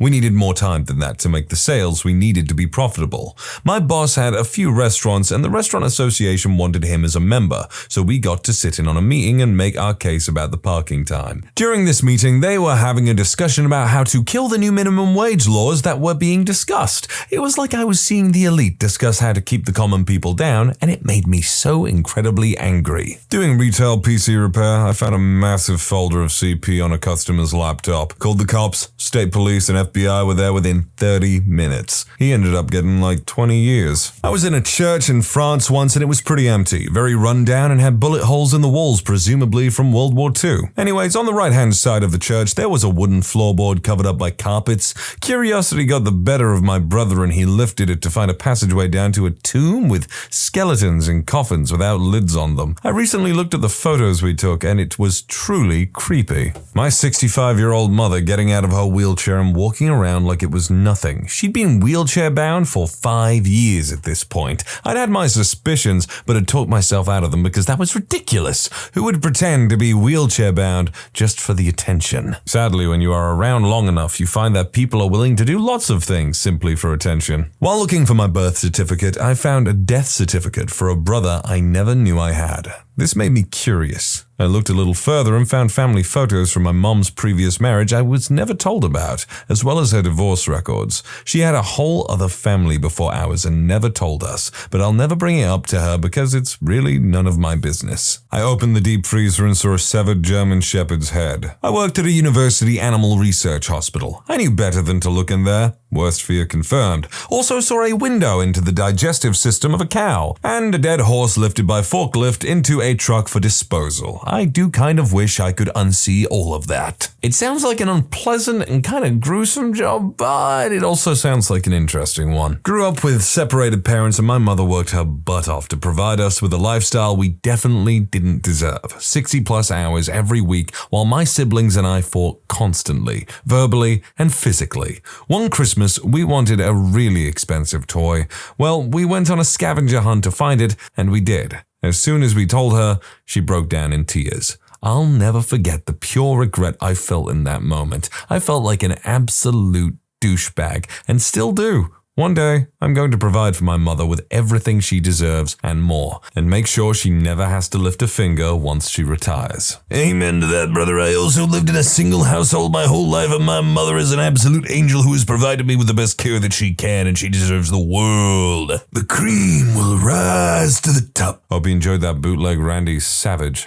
Rest in peace, Macho Man. What happened at the worst party you've ever been to? I went to a friend's graduation party after high school. I wasn't great friends with him, but I figured I would stop by with my girlfriend because he was nice enough to invite me. The party was so done up, tables full of food, streamers, confetti, all that junk, and my girlfriend and I were the only ones there. I felt awful. His parents clearly went all out to celebrate it, and it was so uncomfortable being one of 5 people there, including him and his parents. I felt awful for him. We stayed for hours out of pity and just kind of made small talk. Super depressing. We went to a friend's 40th birthday last year. She's burned some bridges lately and had an ugly divorce. My husband and I didn't want to go, but we felt like it would be good to show up. Same thing, lavishly decorated, amazing food, lots of drink. We were tastefully late and arrived to find her alone, weeping in the kitchen. There was no escape, even after she chastised us for being so late. So freaking sad. And all she wanted to talk about was that she was sure other folks would show up soon. Leaving was way more uncomfortable than staying, but by 1 a.m. it was clear no one else was coming. We were full and tipsy and walked home in a depressed silence. High school, late 80s, at an outside party with a bonfire to celebrate the end of the school year. Some numbnuts throws a glass bottle of beer into the fire, and about 20 minutes later that bottle explodes and shoots a stream of boiling beer all over a girl's crotch and legs. Ambulance was called. I believe she required several skin grafts over several months. I can still remember her shrill screaming and then her passing out. I had kind of a similar thing happen, but with far less of a horrible climax to it, where some guy who crashed a camping party that we were doing, lots of beer and all that stuff, threw a beer can on the fire. That beer can popped due to the heat and the gas releasing all of a sudden, and it landed on a friend's tent, burning their tent down, and they had to sleep with me the night. My brother was at a party once where there were more than a couple underage drinkers present. The house they were at had a thin driveway, so all the cars were packed into a bottleneck. The night wore on, and around 1 a.m, someone decided they wanted to go home. They found the girl who owned the car at the front of the bottleneck and asked her to move her car so she could get out. She said she couldn't because she had a breathalyzer installed in her car and it wouldn't start until someone sober blew into it. They went around the party and tried to find anyone who hasn't been drinking and couldn't find one. Another guy had the brilliant idea of asking the cool 20-something dude next door to do it. So an envoy of teens heads over to the house next door and asks the dude living there if he would please blow into a breathalyzer so they could leave. The dude takes a minute to look the group over, takes a drag of his cigarette and says, "You're gonna give me $25 for every person at the party or I'm calling the cops." He certainly has the makings of a savvy businessman. My sister's birthday was in the middle of the school holidays, and for her 7th birthday, she had a party that no one turned up to. Turns out our mother put the wrong day on the invite, so a lot of people had tried to come over the day before whilst we were out. This makes me feel very grateful that a large breadth of the guests I suppose I invite to parties usually show up. Some girl apparently had made out with a guy who wasn't her boyfriend before leaving. Someone at the party tells him via text, and a little while later someone is kicking down the door. He barges in, waving a gun around, screaming, "Which one of you douchebags made out with my girl?" People are ducking, scurrying away, and I'm just standing there thinking, if this is how I die, I'm going to be so mad. Host, who knew him, quickly pushed him out the door. Host just walks in and says, "Jerry, you're ruining another party? That's it. I don't care if you're armed and dangerous. Get the hell out of my house." My pal had a birthday sleepover. We were in 8th or 9th grade, I think. Street Fighter 2 had just came out for the SNES, so that was basically all we did. His parents had laid out some snacks and drinks on a party table, and there was one of these huge bags of party-sized Doritos there. We were playing Street Fighter when one of the guys grabbed a chip, bit into it, and yelled, "Oh, this chip is wet." He began investigating the bag, and we quickly discovered all the chips were wet. The birthday boy's 5-year-old brother had taken advantage of our Street Fighter distraction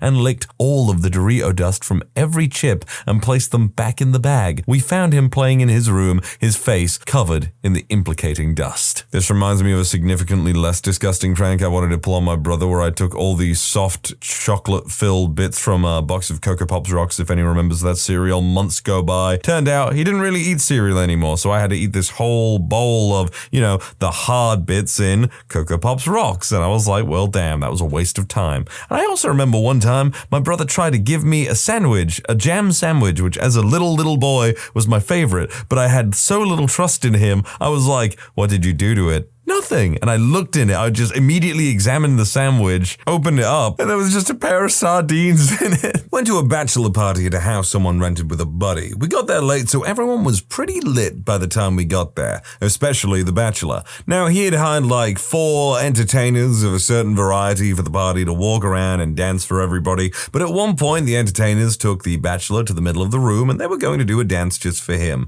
Again, by this time, the dude is gone, but he managed to stumble into a chair in the middle of the room. The entertainers set up this kiddie pool in front of him, and a couple of them were going to wrestle each other, covered in baby oil. While they were oiling each other up in the middle of the room, one of the other entertainers starts to dance for the guy, and well, she made it past like one verse of Pour Some Sugar on Me when homie just threw up everywhere. I mean, this was like someone turned on a fire hose of vomit. Of course, he just drenched the poor girl that was dancing for him, which made her freak out and run away towards the kiddie pool, which, may I remind you, now has 2 oiled up entertainers. And this lady, covered in vomit, slips, takes the other girls down with her, and she throws up all over them. At this point, there's 3 entertainers flailing around like fish out of water, trying desperately to get out of a kiddie pool covered in baby oil and vomit, slipping and falling over each other while the bachelor is just passed the hell out, covered in vomit, drooling on himself in a chair in the middle of the room. And just to add to this,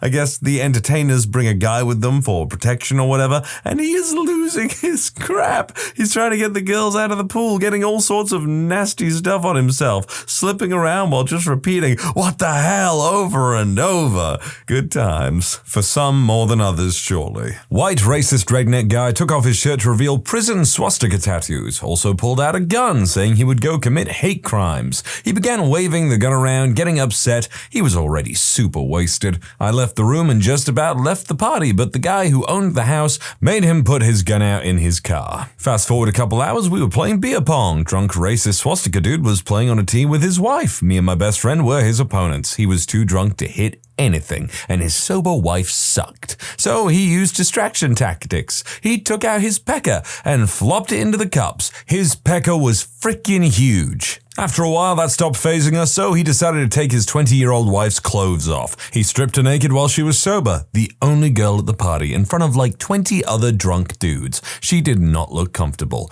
but also, for whatever reason, didn't stop him. After a while, once that wore off, he ordered her to go to our side of the table and flirt with us while she was naked. That's when I left. Next time I saw him was after my friend's death. Drunk racist dude had given my buddy a bunch of pills, and my buddy, like an idiot, took them.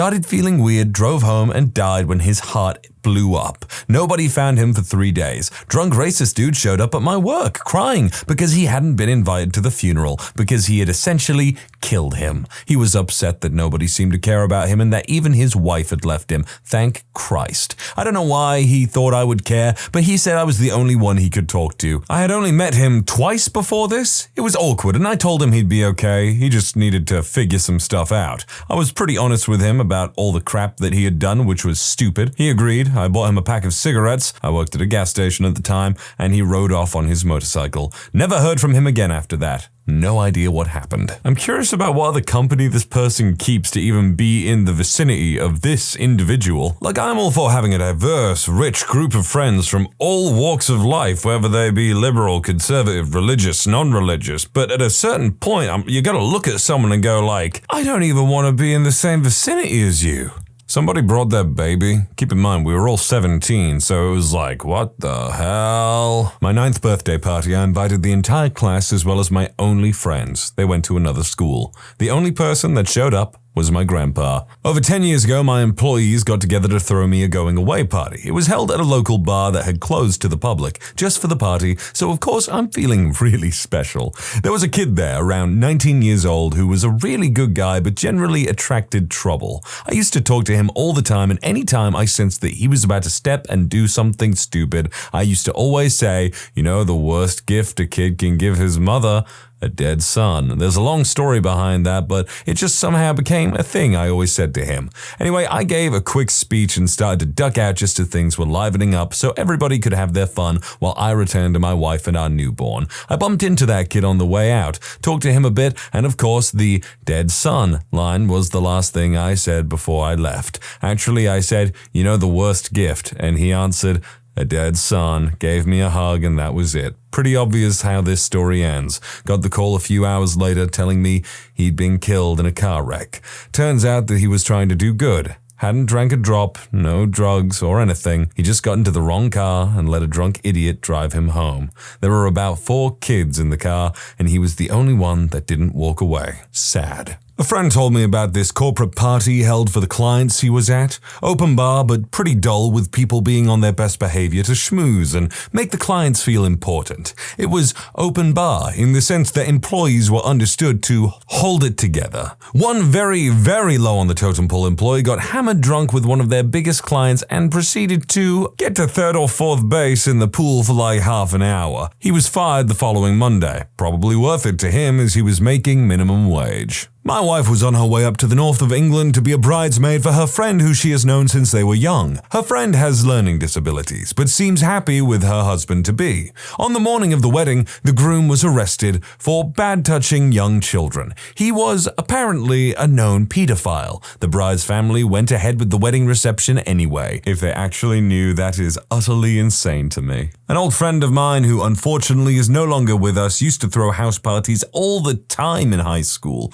It would usually be 15 to 30 people getting wasted and doing illegal substances. This one particular time he hosted a massive high school party because his parents weren't home, so he had probably between 80 to 90 of us teenagers at his house partying like crazy and using every illegal substance that we could get our hands on. About an hour and a half goes by and people are messed up and having a blast. I was toasty. My buddy who hosted the party filled up capsules with illegal high and he was swallowing those all night. So like I said, an hour and a half goes by and someone asks him where his parents went on vacation. His response? They're not on vacation. They went out to watch a movie. Just then is when the car rolls up and suddenly a bunch of drunk and stoned punks pour out of every orifice of the house to the closest park. Every single person in that house took off. Everyone, even the guy who hosted the party. I don't know if he was worried his parents would kill him, or maybe he was so messed up he just forgot that he was at his own house. Man, I missed that guy. I was in high school and a classmate was moving, and his family had already gone to the new house. The old house was going to be torn down and was vacant, so he threw a break my stuff party. People showed up with baseball bats, all kinds of stuff, and I felt underdressed with an axe handle. Alcohol was involved. I was greeted at the door by a guy with a 6-shooter in his waistband holding a chainsaw. The event only went downhill from there.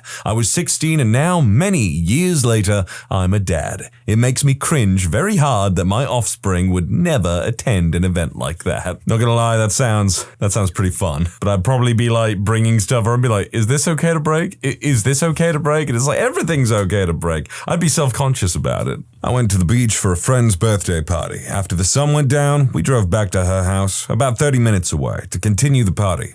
When we got home, her dog was dead. Because she lived in a rural area, the other guys and I had to dig a hole and bury it so the coyotes wouldn't consume the carcass. Burying a dead dog is the weirdest thing I've ever done at a birthday party. Good Lord, I can only imagine just how devastated that girl would have been. I'd be heartbroken if I came home for a party and my dog was dead. That'd just be party's cancelled. Maybe sit around and feel bad and play Mario Kart for a bit, but I'd probably be losing with all the tears in my eyes. Halloween 2007. Random friend of devil's lettuce dealer having a party at the house across the street from the religious college APU. Those kids party hard. Best buddy and I made Roman armor with sheet metal by hand. We were definitely proud and looked kinda cool, I must say. Anyway, we show up to this party and there are maybe 20 people. The house is really small. Dude whose place it is like extremely stoked on our costumes, makes us feel really welcome, which is nice at a stranger's party. He asks us if we can guard the keg and says we can drink all we want from it. We agree, of course. He has the keg in the laundry room, which is small. We chill and drink lots and meet lots of cool people getting beers. Hour rolls by and we realize that the party has gotten huge. 2 new kegs delivered, well over 150 people. The house is so full it's scary. We are still at the keg and the bathroom is far away. My buddy is wasted and decides to pee into the washer. No regrets on his part. I try to make my way through the crowd, which is utterly impossible. My hand-cut sheet metal armor is poking and slicing people the more I push. Bad idea. People start screaming and laughing. Suddenly, some girl had to poop so bad that she just popped down in the crowd and let loose. The cops are also breaking up the party. House smells horrible. Friend and I are the last ones out. Poop smeared all over the floor, trampled and painted everywhere. Cops are dying laughing at the situation. I puke outside soon as we exit, like gallons of beer puke. Cops compliment my costume while crying, laughing. That was the highlight of the night, and that chick must not have pooped for days. This entire topic is reminding me of why I simultaneously miss and don't miss wild parties. I was at a trashy shotgun wedding reception and slipped off to take a whiz in the bushes. When I came back, there were 2 blonde strippers dressed as cops arresting the groom. I said, "Who the hell rents strippers for a wedding?" Really loud right as the music cut out. They were not strippers. Went to an isolated cottage in the woods up north that my friend's rich family owned. There was about 15 of us. Everyone except for me imbibed in some illegal substances. I don't do that stuff, really, but have no problem with them if they want to. I was getting drunk and had enough fun with that. Everything was going great until one guy started to have a really bad trip. Me and the guy who owned the cottage were the ones taking care of him because I was the most sober and he felt responsible for his parents' cabin. It turned really scary really fast. I pretty much carried him up the stairs into a room before someone else noticed and got a friend to come help me. We'd turn on the light and he'd start screaming that it was too bright. We'd turn off the light. He'd scream that it was too dark. He kept complaining that he had to use the bathroom, but wouldn't get up when we urged him to. My friend told me to fetch a different friend who said that he was not in the state of mind to deal with it and refused. Another friend told me that she knows him better than anyone else, so she should go talk to him. I tried to stop her, but she dashed past me and ran upstairs into the room and came out crying because he'd punched her in the face and then wet himself and peed all over her. We didn't know what to do. We just kind of left him in the room and went downstairs while all that was heard from upstairs was screaming and banging. We sat around in a circle and debated whether or not we should call an ambulance. Everyone ultimately decided against it because they didn't want to be fined for having illegal substances. The noises eventually stopped and we all went to bed. The next day, we found out that our friend had felt like he was trapped in his own skin and was trying to claw, bite, and rip it off. He was covered in bite marks and scratches. Everyone treated him like a monster and avoided him the next day, which made me really angry because it could have just as easily happened to any of them. That sounds like one major bummer of a night, and I sympathize in the disappointment with the other friends. Like, damn, to treat him so callously after, having a bad trip and whatnot. Hopefully that didn't just, put a wedge between that guy and the rest of the friendship group, because, God, that'd be sad. College party. Pre-drank with my buddies and their roommate Ryan. Ryan gets drunk, high, super confidence, and starts teaching us how to not take any guff from no one. We're walking to the party and with zero context, he's preaching shoulders back, stand up straight, get right up in the guy's face. No idea why he feels the need to be such a tough guy. Within 5 minutes of being at the party, another guy puts Ryan in a headlock and blasts him in the face a quick 5 or so times. Blood everywhere, hosts freaking out. It turns out they were arguing about how good a mutual friend was at water skiing. Am I the only one confused about how that would lead to such violence? The only thing I can say that's resulted of this is that now I am more interested in how good this person is at water skiing and whose opinion was whose. Kid hosting the party didn't plan on dad coming home. Dad showed up, freaked out, cuts off his kid's finger with a decorative sword. Party ended. Kid went to the hospital to have his fingers reattached and showed back up at the house we moved the party to with a giant cast on. No, the dad didn't get in trouble. The kid was probably 19 or 20 and must have not told the hospital what had happened. Also, he cut them off closer to the tip, not the entire finger. I'm guessing they just sewed them back on. I don't think it required actual surgery. It happened relatively early in the evening and he didn't show back up at the next house until hours later. It was probably close to sunrise. It wasn't really a party at the next house. It was more like half the people from the sword house sitting around drinking and talking about how messed up the night was. That would certainly be a night to remember for just about everyone involved, I must say. It's hilarious, but also tragic. I'm mixed on this. It was the first party I ever went to. And the worst party I ever went to. It was all going great until this dude, drunk, caught his girlfriend making out with his friend and threw a freaking TV at him. Then he just went absolutely ape crazy and started screaming at him in the GF. I, like the others, stood in shock and slowly proceeded to finish my Pepsi and then get the hell out. After I left, my friend said, "Waste of a perfectly good TV." I was pledging to a fraternity and we had a crazy party. Towards the end, there were passed out people all over and a few brothers and myself who were still awake at 3 a.m. trying to kick strangers out. The last group was this passed out girl and her friend sitting on our couch on the first floor, and after much prodding and poking,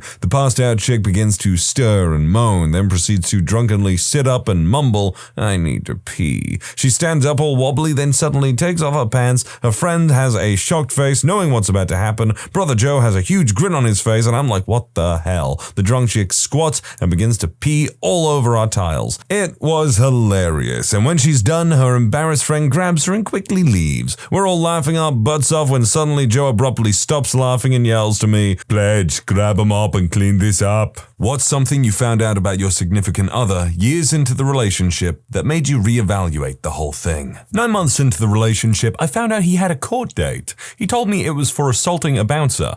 Very soon after, his mother admitted that he had a court date for assaulting his underage relative. When I confronted him about this, he said that the underage girl raped him. When I told him he was full of crap, he went on to admit that she did something for him that I will not say. Soon after, I went into his lawyer's office with him and read the transcript. It turns out he had raped his underage niece twice and just tells a different lie to anyone who asks him why he's in jail. Total piece of crap. I ran very fast, haven't seen him since, and I hope I will never see him again. About 1 year in, he told me he was about to get full custody of his son. I didn't know he had a son. About a year in, I found out she lied to me about getting an STD test. Turned out she had more than one STD, which somehow I tested clean for. There is actually a reason for that. Some STDs have an easier time transmitting from men to women than from women to men. When I had my first child, the pregnancy wasn't a surprise or an accident. We talked and planned. He got a little overbearing during the pregnancy,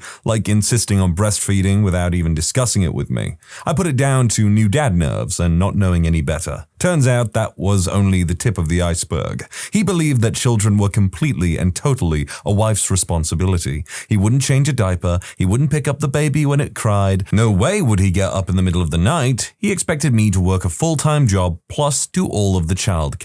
At that point, I was confused and appalled, but I told myself he just needed time to adjust. I realized how delusional I was when the baby got sick while he was on a fishing trip. The doctors thought the baby had meningitis, so not just sick, but life-threatening sick. I called and asked him to come home. He refused. He'd paid for 2 more days of fishing, and he didn't want to lose the money. She would lie about tiny, inconsequential things, made me question my own perception of truth and self-instinct. Eventually caught her in a lie, and she denied even when presented with full proof. It wasn't something huge, but it was something that opened my eyes a little. My friend swears I was being gaslit. Out of nowhere, a year into being married, he said he wants to join the Marine Corps. He also wanted me to drop out of law school, birth babies, take care of his mother, and run a household, all while he's deployed. Hard pass. Found his hidden folder on his phone, blackmailed girls for nudes, stole nudes from girls, pretended to be someone else and sexted his sister without her knowing it was him. Constantly made me feel like I was crazy or overreacting. Also realized what him calling me a manic pixie dream girl meant. I'm hardly a perfect specimen of a human being. I would like to believe that I have a respectable amount of moral fiber, but boy, do y'all know how to pick 'em. 7 years in, after having been married a year, my husband finally confessed to me that he was raped as a child for 6 years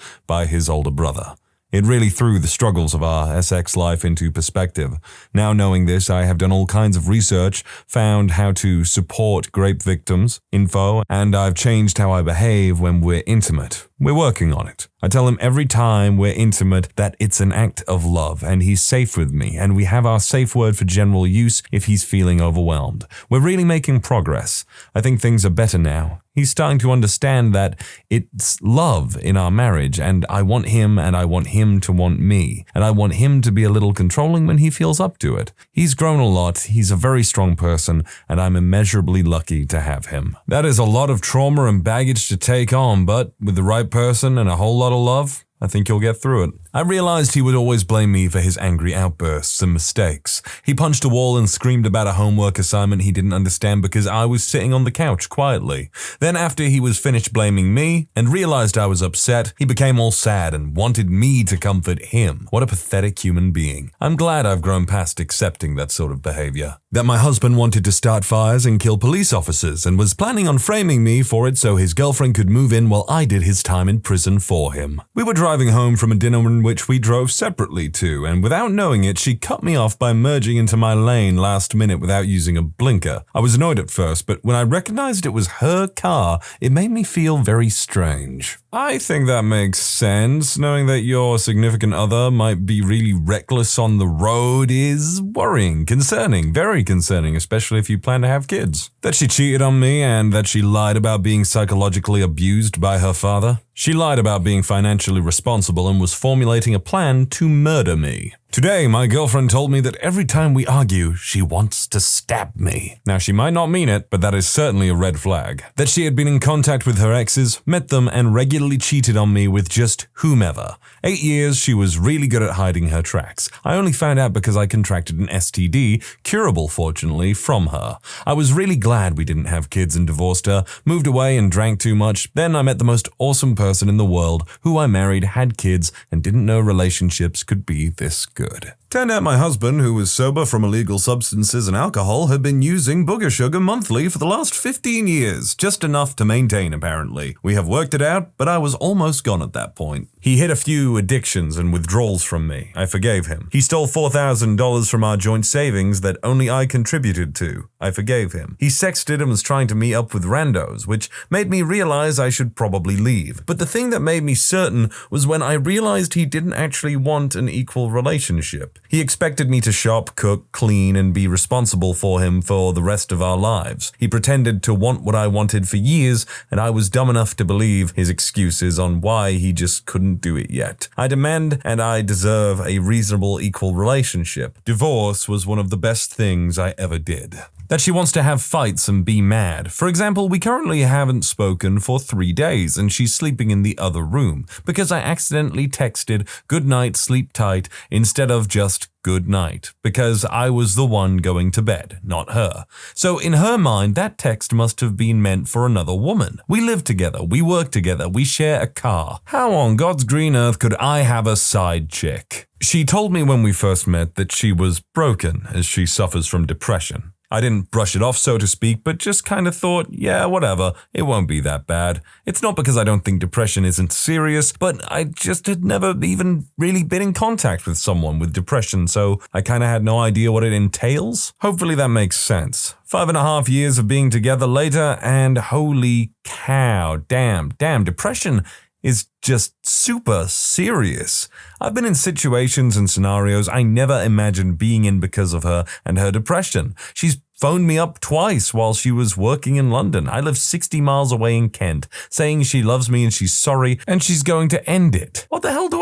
I didn't know what to frickin' do. Thankfully, both of those times she never went ahead with it, but still ended up in a hospital, and obviously I went up to her. Sometimes she's just crying and crying and crying and crying. Countless visits visits to the GP for talks and medication. Again, things I've never dealt with before, and at first I was extremely uncomfortable about it all. This isn't for me kind of stuff. But the good news is it and she are part of my life now. I don't mind all of the above anymore. She loves me and I love her. What's even more amazing is that I'm the one that keeps her going, she says. This is life, and I'm now fully aware of the seriousness of depression. She recently got diagnosed with bipolar disorder. Made me look back and realize a lot of her actions and anger stemmed from that. She just started mood stabilizers and has found a great therapist to help her work through everything. But it would have almost been a deal breaker if she didn't try to actively manage it. She lied to me, or rather flat out denied telling me that she has herpes. Guess who has herpes now? Her reasoning? I thought you wouldn't talk to me if you found out I had it. I would have kept talking to her, but perhaps I would have wrapped it up first before, doing the deed so soon. Just frickin' disclose that information at the start. Don't be a butt who gives someone an STD knowingly. Yeah, that is definitely just completely and utterly unacceptable. 7 years in, I found out he was a high school dropout without even a GED. He had initially told me he was a game design major, turned down a job opportunity or internship, I can't recall which, with EA Toronto because he didn't want to leave me. I literally told him, go, we can figure other crap out later. This won't wait. I should have known then. Ugh, love is blind, but only for so long. Turns out when she said she wanted to get married, she actually meant that she just wanted to get married, by which I mean wanting to get married is not the same thing as wanting to marry me. I just happened to be the guy that she was with at the time when her friends were getting married, and it was making her jealous, and her mother was also putting pressure on her to get married. It happens to a lot more people than you think. After several years together, my ex told me nonchalantly one evening that he stole $500 from one of his best friends because he really needed it. This ex was a college-educated person trying to get into dental, medical, or pharmacy school. Not only was there no reason for this person to steal their friend's money, I didn't understand how someone could do that and feel no remorse whatsoever, especially to someone they considered a good friend. It was at that moment that I seriously began to believe I had given my trust and love to a total sociopath. It was the catalyst that pushed me out of the relationship. I found out later that while I was working on a degree in another city, he found dates on Tinder, spinning lies about being in med school and owning a luxury condo overlooking the Wisconsin state capitol. He'd take girls for rides on my motorcycle and bring them back to the condo I owned. I don't know who or how many, but a neighbor specifically went out of their way to tell me what was going on. One of his Tinder dates was with a good friend's best friend, and I heard through her the lies about being rich and working in medicine. A high school classmate of his texted me to warn me the same thing. He hit on a girl at a reunion by saying he was in med school at Wisconsin, but the girl was actually in med school at Wisconsin, and she promptly told everyone about the exchange. When I went to kick him out of the condo, he told me that his mother had turned into a raging alcoholic and that kicking him out would mean he couldn't take care of her anymore. He stole a whole bunch of stuff from me, some of which he still has, and after all of it, he had the gall to text and ask if he could manage my finances for me at his new job in, believe it or not, wealth management. I guarantee you he's stealing from every one of his clients. But when he said he stole from his friend, it really changed my opinion that he wasn't just an insecure millennial trying to find his way between college and the real world. He's a class A raging narcissist, and holy crap, am I glad he's out of my life forever. A little over a year after being officially together, I finally put together that they had the cancer gene in their family. Despite being crazy in love with her, this made me want to back out because I totally saw a future with her. Her grandpa and dad both had head and neck cancers, 2 aunts and 1 uncle were survivors of ovarian and lung cancer. I knew I wanted kids and she did too, so there was always this looming fear that our future kids might get it. Still went through because she mattered more to me than all my fears combined. Life plays a cruel joke, and despite having no vices and being an occasional drinker, she got the big C as well. Head and neck, just like Grandpa and her dad. Lost her a little over a year ago. Still no regrets. Still love her a lot. Damn. My wife and I married quickly without getting to know each other much. She was raised in a Mormon home and I had converted to Mormonism at 18. We played the roles of provider and nurturer in our marriage according to the teachings of the faith. I left the faith about 6 years ago. She stopped attending about 2 to 3 years ago. The very difficult conversation when I left made us talk about things more than we ever had before. We dove deeply into so many aspects of our life, marriage, and desires for the future. I realized after years of marriage that she was actually an incredibly smart, dynamic woman.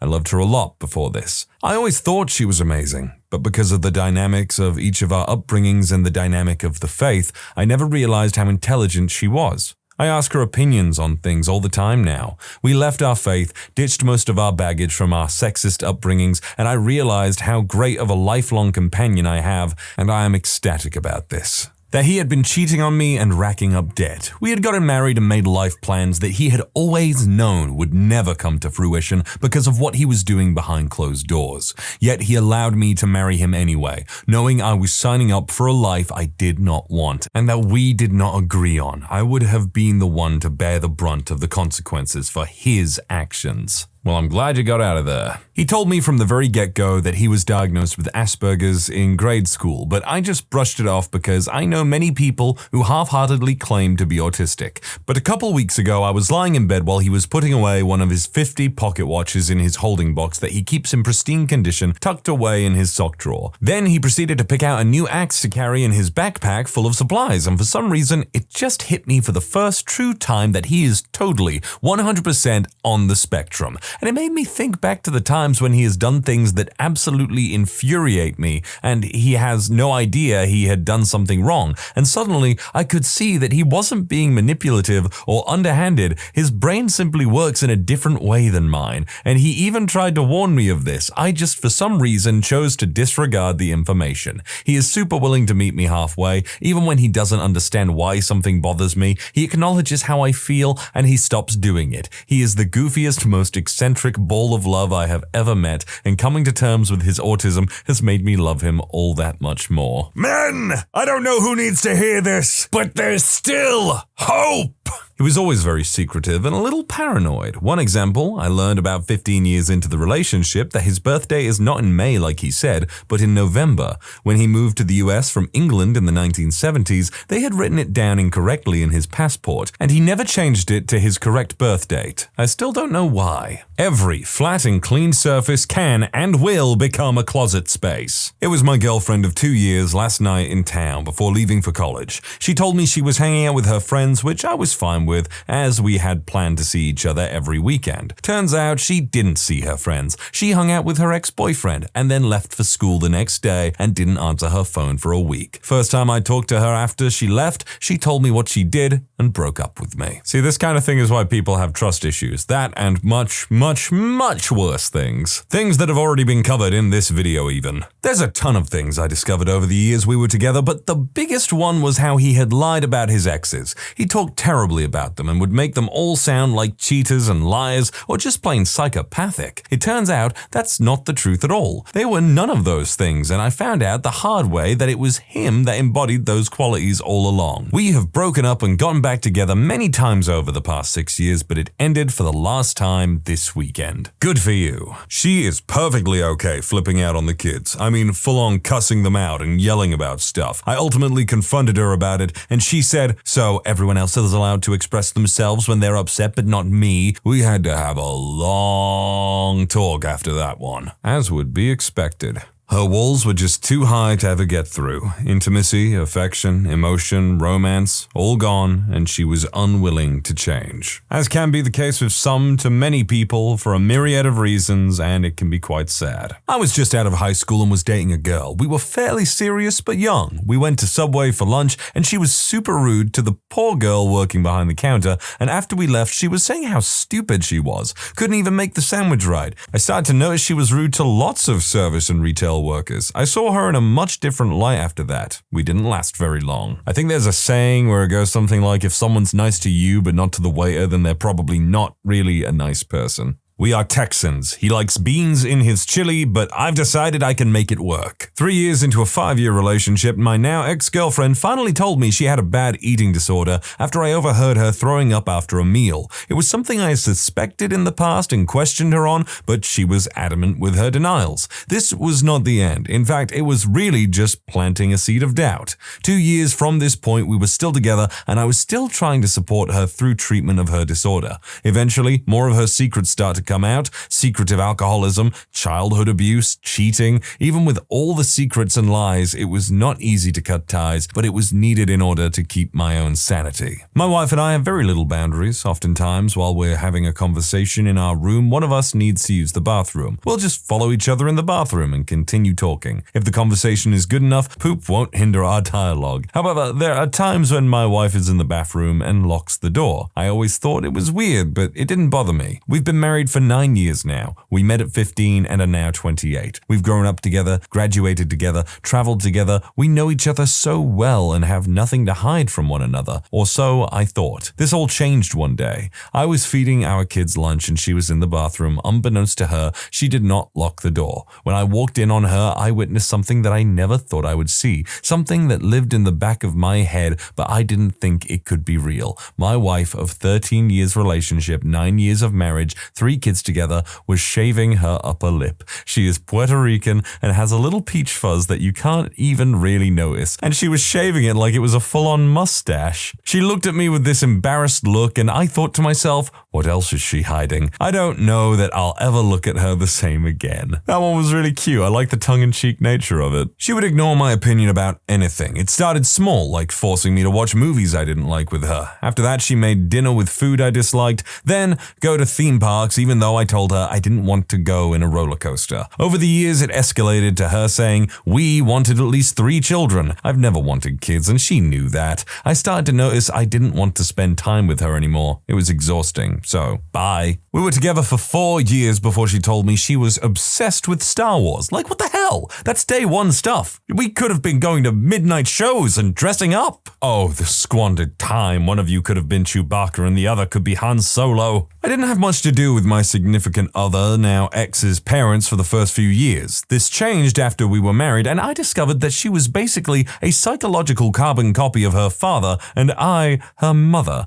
Only problem with that was her father was a domineering man who wore his wife down over many years to the point that she was basically mute and offered no resistance to him. What he wanted, he got. My ex was already showing a tendency to bully me into supplication, and I realized I was heading down the same path as her mother. I had already started giving up trying to argue about anything with her. I saw my future quite clearly one day and left. To come to that realization, like, the back and forth and look in the mirror, that must be terrifying. Well, one day I was having a really crappy day at work. Headache, annoyed at my coworkers, etc., and was moaning about it to him. Then he shows up unannounced with Advil and my favorite coconut water, which was really freaking sweet and made my day good again. But then, when I get home, this dude had a new PS4 controller waiting for me, with takeout from my favorite Mexican restaurant. So yeah, reevaluated a whole bunch, and now I'm saving up for a ring. What are some psychological experiments with interesting results? White rats and black rats were raised separately without seeing each other. When a black rat was placed in the white rat's cage, the other rats ostracized him.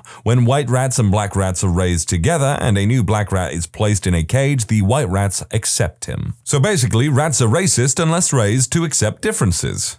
The self-fulfilling prophecy studies are very important to social psychology, and their findings have many real-world applications. Basically, they brought together a group of kids and formed a class with a real teacher. They gave the kids a test for overall academic skill at the start of the course, but didn't really use the scores. Instead, they told the teachers that a few students picked at random were very brilliant and scored very highly. They then observed the class for a long period of time and noticed that the teachers gave the kids they thought were brilliant much more attention. At the end of the study, the kids took the test again, and they found that the kids who were randomly named brilliant at the start actually scored higher than the rest of the class. The kids, again, at the start didn't score any different from the rest of the class, but through the self-fulfilling prophecy, they became the best in their class. This obviously has tons of applications in the real world and especially education. The monster experiment. Although it is horrible how they left the children with mental health issues at the end, the experiment gave very good insight to how to parent a child. In this experiment, they took took groups of orphan children and separated them into 3 groups. One was the control, the second were told they had a lisp and were doing bad, and the third was told that their speech was perfect. As the experiment went on, Group 2 began developing lisps after being berated constantly. They became shy and reserved. They were scared to speak because they didn't want to get in trouble because of their poor speaking skills.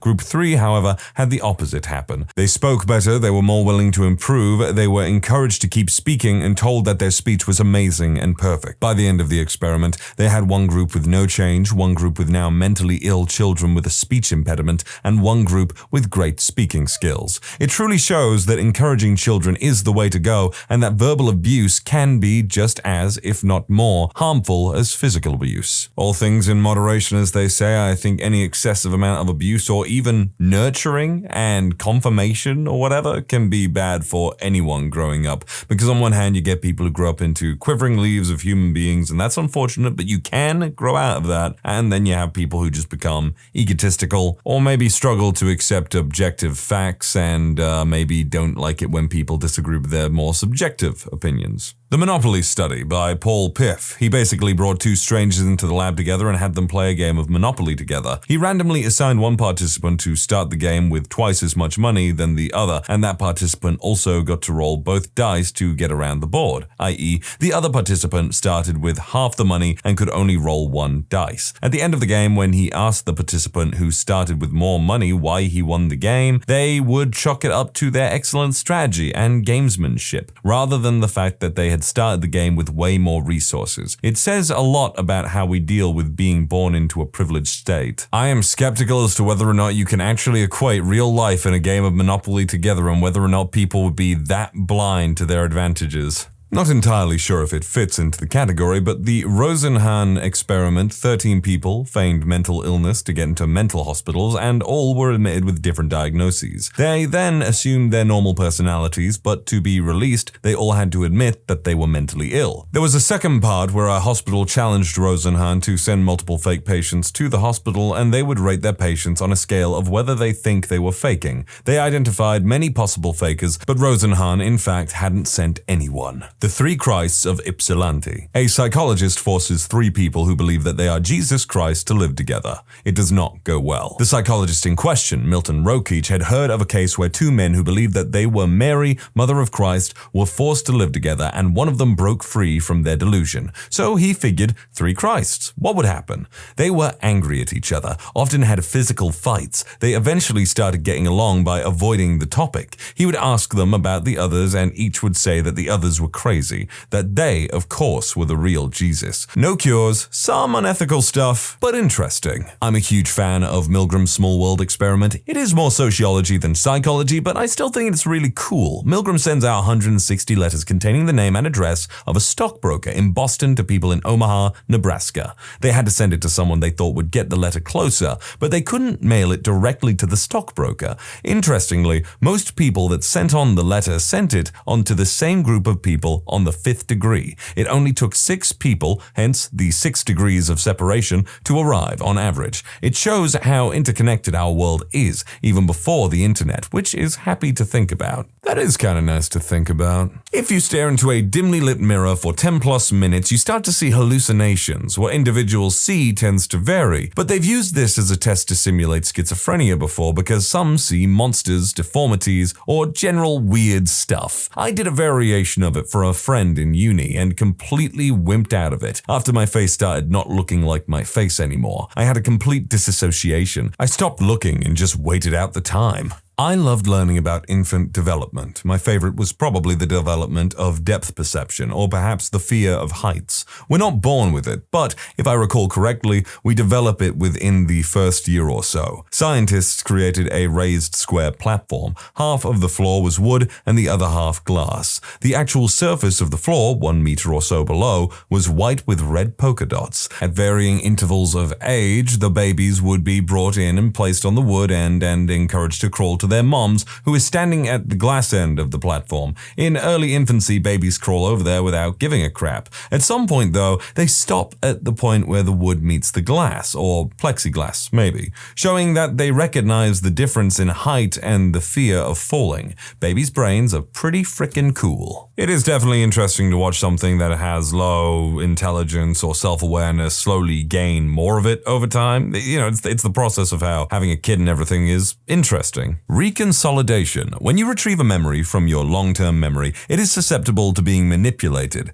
This can lead to memories being totally changed from the source. This is why eyewitness accounts cannot be fully seen as true. This knowledge is also being used to help people with PTSD by changing the negative memories they have of their particular trauma. The influence of the color red in sports. Judges were shown a video of a Taekwondo match and awarded more points to the red competitor versus the blue competitor. When the colors were digitally reversed, judges awarded more points to the other, now red competitor. Red may be a signal of dominance, as reddened skin is associated with higher testosterone or possibly higher fertility in women. Wearing red may induce intrinsic psychological effects which increase dominance in addition to altering the perception of others. Researchers found that putting red leg bands on birds increased dominant behavior as they took the lion's share of the food. For my psychology degree dissertation, I presented photos of men to be rated on a scale of friendly 0 to threatening 10. Men received a higher threat score if I photoshopped their t-shirt to be red. Mice were put on two sides of a wall with a door in. Only the right mouse could open the door. Slowly, they filled the left mouse's room with water, and eventually, when the right mouse saw them in danger, they opened the door. However, mice that had previously been on the left side and were now on the right, mice who had previously been wetted, opened the door considerably faster because they knew how unpleasant it was to be in the other scenario. Basically, mice have empathy. That's nice to know, but now I want an experiment where there are stakes, risks. I want there to be a moral dilemma in this situation for the mouse. What do you do, Mr. Mouse? Save the stranger with the cure for the entire mouse colony, or save your family? I just recently heard of blind-sightedness during one of my cognitive psychology classes. Basically, the area of the brain that processes what our eyes see is located at the back of the head, just where your skull starts to get smaller, towards your neck. Because of this, if you hit your head back there quite often, everything will go black for a moment before sight returns again. Sometimes, though, following severe trauma to this area of the brain, like after falling off a ladder onto a curb or something, a person is never able to see again. For a long time, it was assumed that the eyes were somehow incapable of seeing following the trauma, and that was why people were blind. However, it's been shown that it is just the processing of the images that is damaged. In other words, your eyes are still working away, viewing images, but your brain is unable to process the images, so you can't see them. Some experiments looking into this have found that people with damage to this area can still navigate around things in front of them without realizing they are doing it. So if you told someone with this damage to walk down a corridor,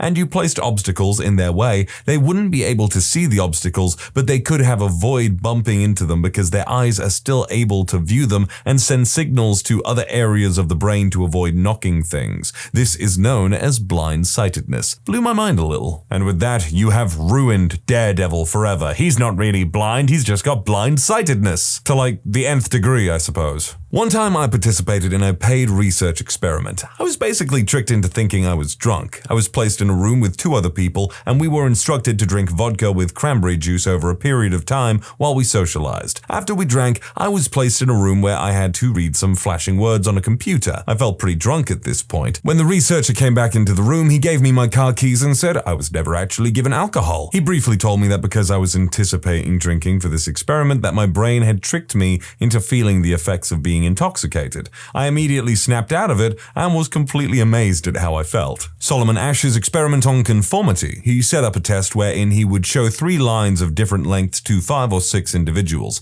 I forgot the exact number, who had to state which line was the longest of the 3. The thing is, only the last individual is the participant and the others are actors paid to answer in a specific manner. For the first few questions, they chose the correct answer, but later on they start choosing the wrong one. The participants are conflicted as to whether they will say the correct answer or conform to the wrong answer, as to not be judged by others or due to self-doubt of their own answers. In the end, most do conform. It's really interesting since it shows how powerful conformity is in the face of doubt, up to a point that some even question their own sanity during the test. Another variation of the experiment also had interesting results. It had the same setup with 5 individuals, with the last person being the participant. However, this time, some of the actors say the wrong answer while one actor says the correct one. There was an increase in participants who would choose the correct answer and avoid conformity. It shows how much doubt one can have on oneself when alone, but be brought back to self-confidence when they find outside support. Here's a twofer for you. So way back in the day, researchers examined the brains of cab drivers in London versus regular people via brain scanning, MRI I believe, but I can't recall.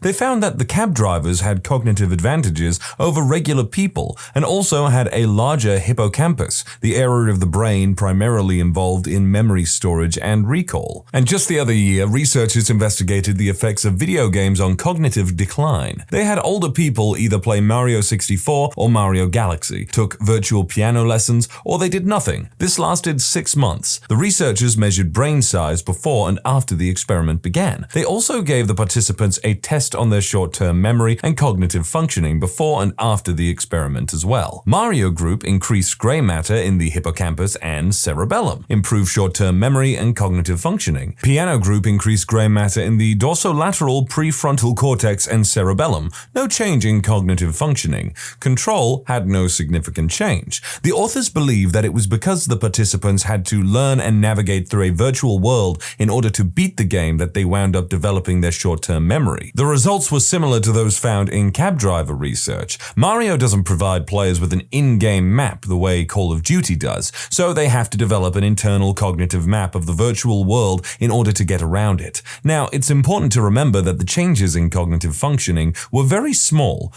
to the extent that I would argue that they aren't actually meaningful, that the sample size in this experiment were very small, which would have skewed the results, and that it was very recent and still needs to be replicated. But the results to me are fascinating in that they suggest that certain video games may provide certain benefits to older people. I'd really like to see what happens if they had participants play the game for longer than 6 months, since realistically, gamers won't just play games for a 6-month period, they play for years. Man, Mario Galaxy is the bomb. I love that game so much. This is something I've been thinking about lately, actually. I hate the fact that some games nowadays don't have mini-maps. I mean, I used to be great with directions in video games, but I think over time I have gotten worse because of the constant use of mini-maps within video games. The Selective Laziness of Reasoning is an article I found and then partially replicated in my research methods class during my undergraduate. It's so great with a very interesting method and results that make you think about discussion and arguments a lot. Basically, the researchers presented participants with different syllogism, logic puzzles like all men are mortal, Socrates is a man, so Socrates is mortal, etc.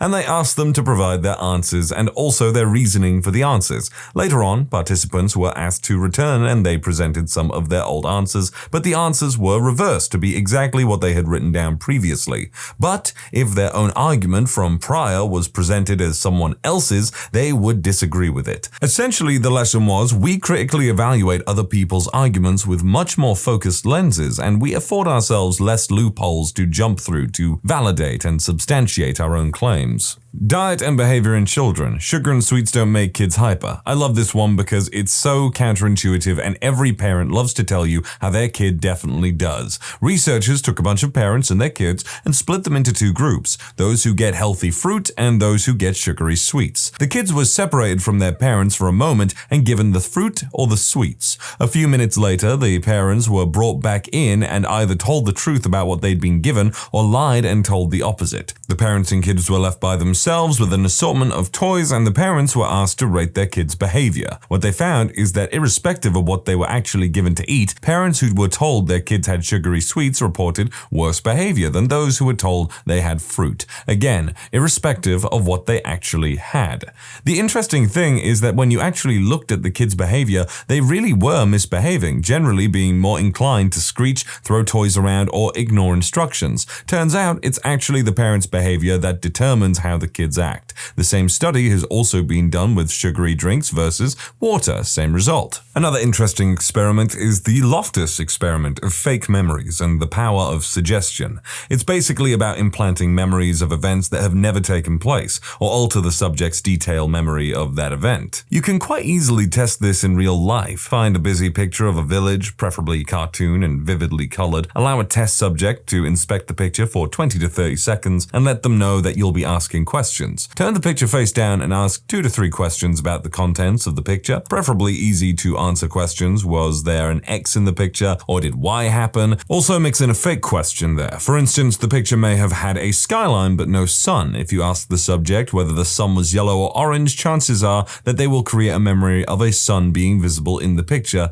and tell you a color. The Loftus experiment has been used to disqualify young children from giving testimonials in judicial proceedings, and follow-up experiments have included implanting memories of fake balloon rides and parents losing the subject in a mall as a toddler. It's quite fascinating. The last 2 stories have done nothing but inform me of one thing and one thing alone: children cannot be trusted. The elevator groupthink study, very amusing and sad at the same time. The experiment involved several actors entering an elevator with an oblivious participant. They then begin to perform a series of odd behaviors, such as they all stood facing the rear of the elevator. Inevitably, everyone else who got on ended up also facing the rear so as to not stand out from the rest. The study demonstrates how easily people succumb to group pressure to behave in a certain way. I don't think these ones are that good in that these events are happening in a vacuum in a very specific place. So if I saw everyone looking the back end of an elevator, for example, I would assume that maybe it's one of those elevators with 2 doors and that everyone else has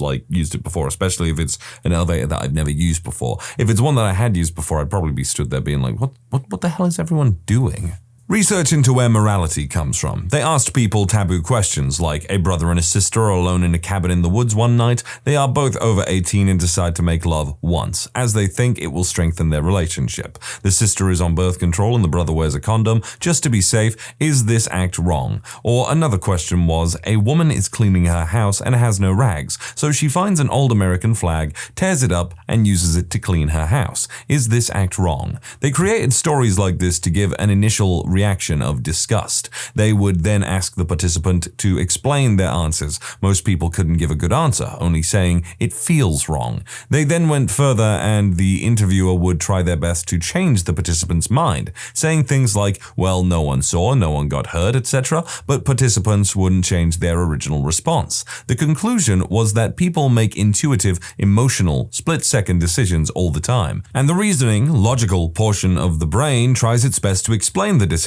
but cannot change the initial decision. See The Rightful Mind by Jonathan Haidt. Subjects were tested for introvert versus extrovert personality types. Prediction was that when placed in a sensory deprivation chamber, the introverts would be able to handle it easily while the extroverts would not. Exactly the reverse was found. Introverts became agitated quickly and performed all manner of self-stimulation. Extroverts quickly went to sleep. What the findings showed was that it's introverts who are the sensation seekers, needing stimulation from the outside world. Extroverts create their own internal sensation and project that out to the world. Oh man. I'm such an introvert. Base rats. You probably know that if you drop a cat upside down that they'll right themselves and land on their feet. Rats have this reflex too. Even baby rats have this reflex. However, slower, which is tested by dropping them upside down in a tank of water. The baby rats will flip themselves upright as they float down through the water before they are scooped out and dried off. It was assumed that all reflexes are innately coded for in their genes. A group of researchers from the developmental psychobiology field didn't believe in this idea of innate reflexes. They believed that reflexes are learned through non-obvious experience. The researchers took a newly pregnant rat and sent her into space. The rat gestated the babies in space and was brought back to Earth just before giving birth. The baby rats were born on Earth in the lab. When the baby space rats were tested for the righting reflex, they didn't show it. They just floated through the water like they didn't know which way was down,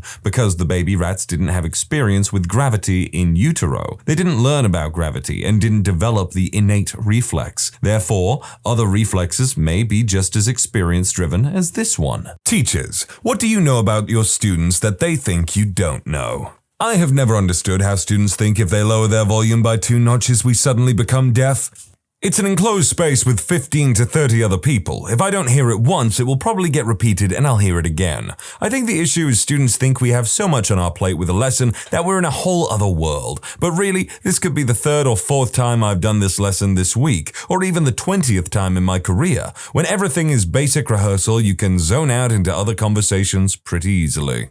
I know who the loose girls are, the illegal substance dealers, the gang members, and when the fights are going to occur. I know each administrator has about 5 fake social media accounts and keeps tabs on what everyone is saying, and by Monday I will know what shenanigans you got up to over the weekend. I also know how to get out of going to the rally, which narc will look the other way and let you ditch class, and where people do the illegal substances on campus. I know that during lunch some have SX in the bathroom next door to my classroom, but they use protection. I've seen the used condoms on the floor, and by the end of the first month of school, I know when you're lying and I know when you've had a crappy night at home. I know who has crappy parents and who has no parents. I know of one of my students who sometimes sleeps on the park bench and a few who are abused. I know several who take care of their siblings. I know of learning disorders and mental disorders. I know how much you have the capacity to handle and know that math is not the most important thing in the world. My 8th graders call me Miss B because for some reason they can never remember or pronounce my full name. One of my classes has started calling me Miss Booty. When I hear them using it with each other, I pretend that I heard my name and ask if they need any assistance in the most chipper and obnoxious teacher voice possible. It's nice to see them jump when I respond. It's also nice to take a break from overhearing disgusting, prepubescent, school bathroom, counter, nasty business, bus ride, BJ horror stories by dropping in on the Pokemon conversations that spring up every now and then from the quiet kids that are probably even bigger weirdos.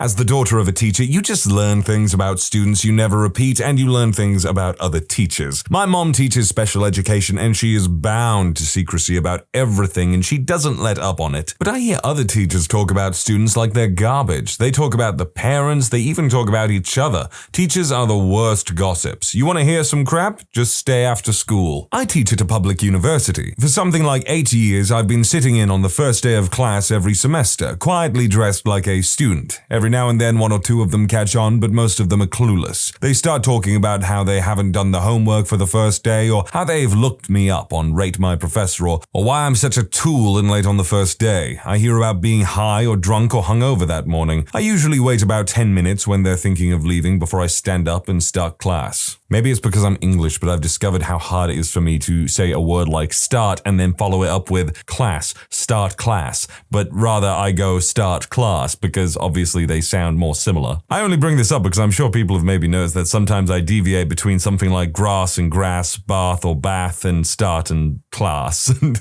God, I'm all tongue-tied now. Middle school teacher here. When you put your hand in front of your mouth to talk to whisper to a friend, I can tell, and your voice isn't nearly as quiet as you think it is, so I can hear what you're saying too. When you're staring at your crotch and giggling every once in a while, I know you're texting or on social media, but sometimes I don't say anything because that's the only time you're not disrupting the rest of the class. When I do take your phone away until the end of the day, I hand it over to the dean who checks all your texts and social media accounts you're logged into. We bust your friends by checking who you're texting during school hours and email their teachers so they can just coincidentally notice their phone. When you're out for a family emergency for a week and come back with a tan and a tourist t-shirt, I know you're lying, especially when this is the 3rd time in 2 years your grandmother has died. Seriously, please come up with something that doesn't insult my intelligence quite so much. You did understand your homework, you just didn't prioritize accomplishing it. The kids that didn't understand but tried used the 20 different tools I provided to assist you with it, and brought it to me before or at the beginning of class, not when I asked you to turn it in. Also, the dean and counselor fill me in on all your behavior and home issues. The nurse, who really is supposed to keep your medical issues private, is the biggest gossip in the school. Last of all, when you screw up and I have to call you on it, just acknowledge and or apologize. I don't want to reprimand you or correct you any more than you wanted, but it's part of my job. It's annoying to call your parents and fill out the paperwork when you screw up big. I won't turn it into a big deal unless you escalate it to a point that I have to do something about it.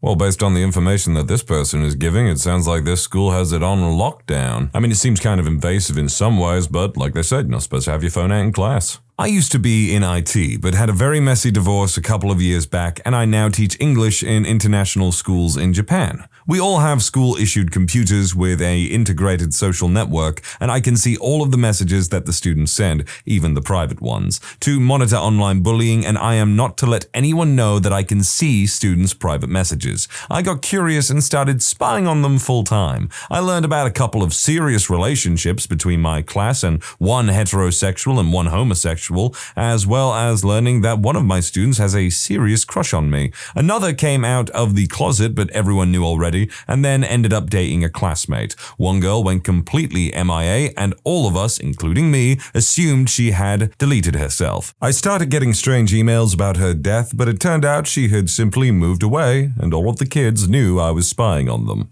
I live and teach high school kids in a small town, and one of my students, just this total sweetheart, wonderful girl, is dating the scariest guy I have ever seen. Huge dude, lots of tattoos and piercings, way older than her, drives a souped-up deathmobile around town, that kind of thing. Just all around a sketchy guy. It's big school gossip. Everybody knows and talks about it all the time. This student definitely enjoys the attention and always drops hints about what a bad boy he is.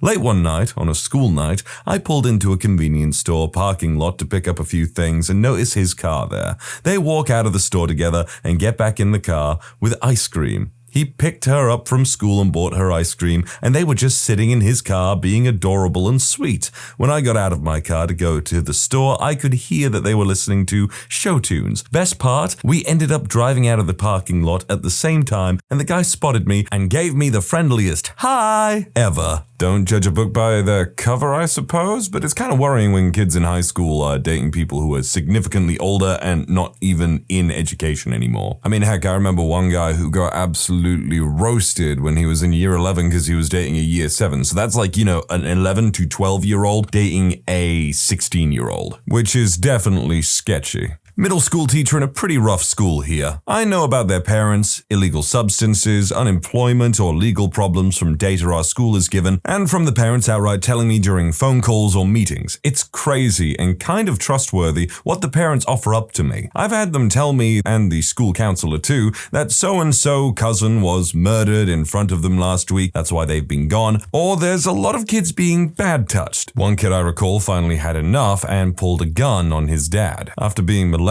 for probably years. It's hard to get them to work diligently after that. I also can't tell certain kids that their moms, who probably are just a few years older than me, made a pass at me before they knew I wasn't single. I'm a swim instructor, and I know if my students play the piano. How? Well, they swim their front crawl with piano hands until I correct them. What are piano hands? Piano hands are when the index, middle, and ring fingers are together but the thumb and pinky are extended outward, a good habit for someone who might need to hit a high or low note. I also have a psych degree, and my understanding for why this happens is due to interference from similar neural substrates in the cerebellum. I also have had a student with flute hands, and my boss has hockey hands. You should see the look on my students' face when I tell them I know they play the piano. They think I'm psychic.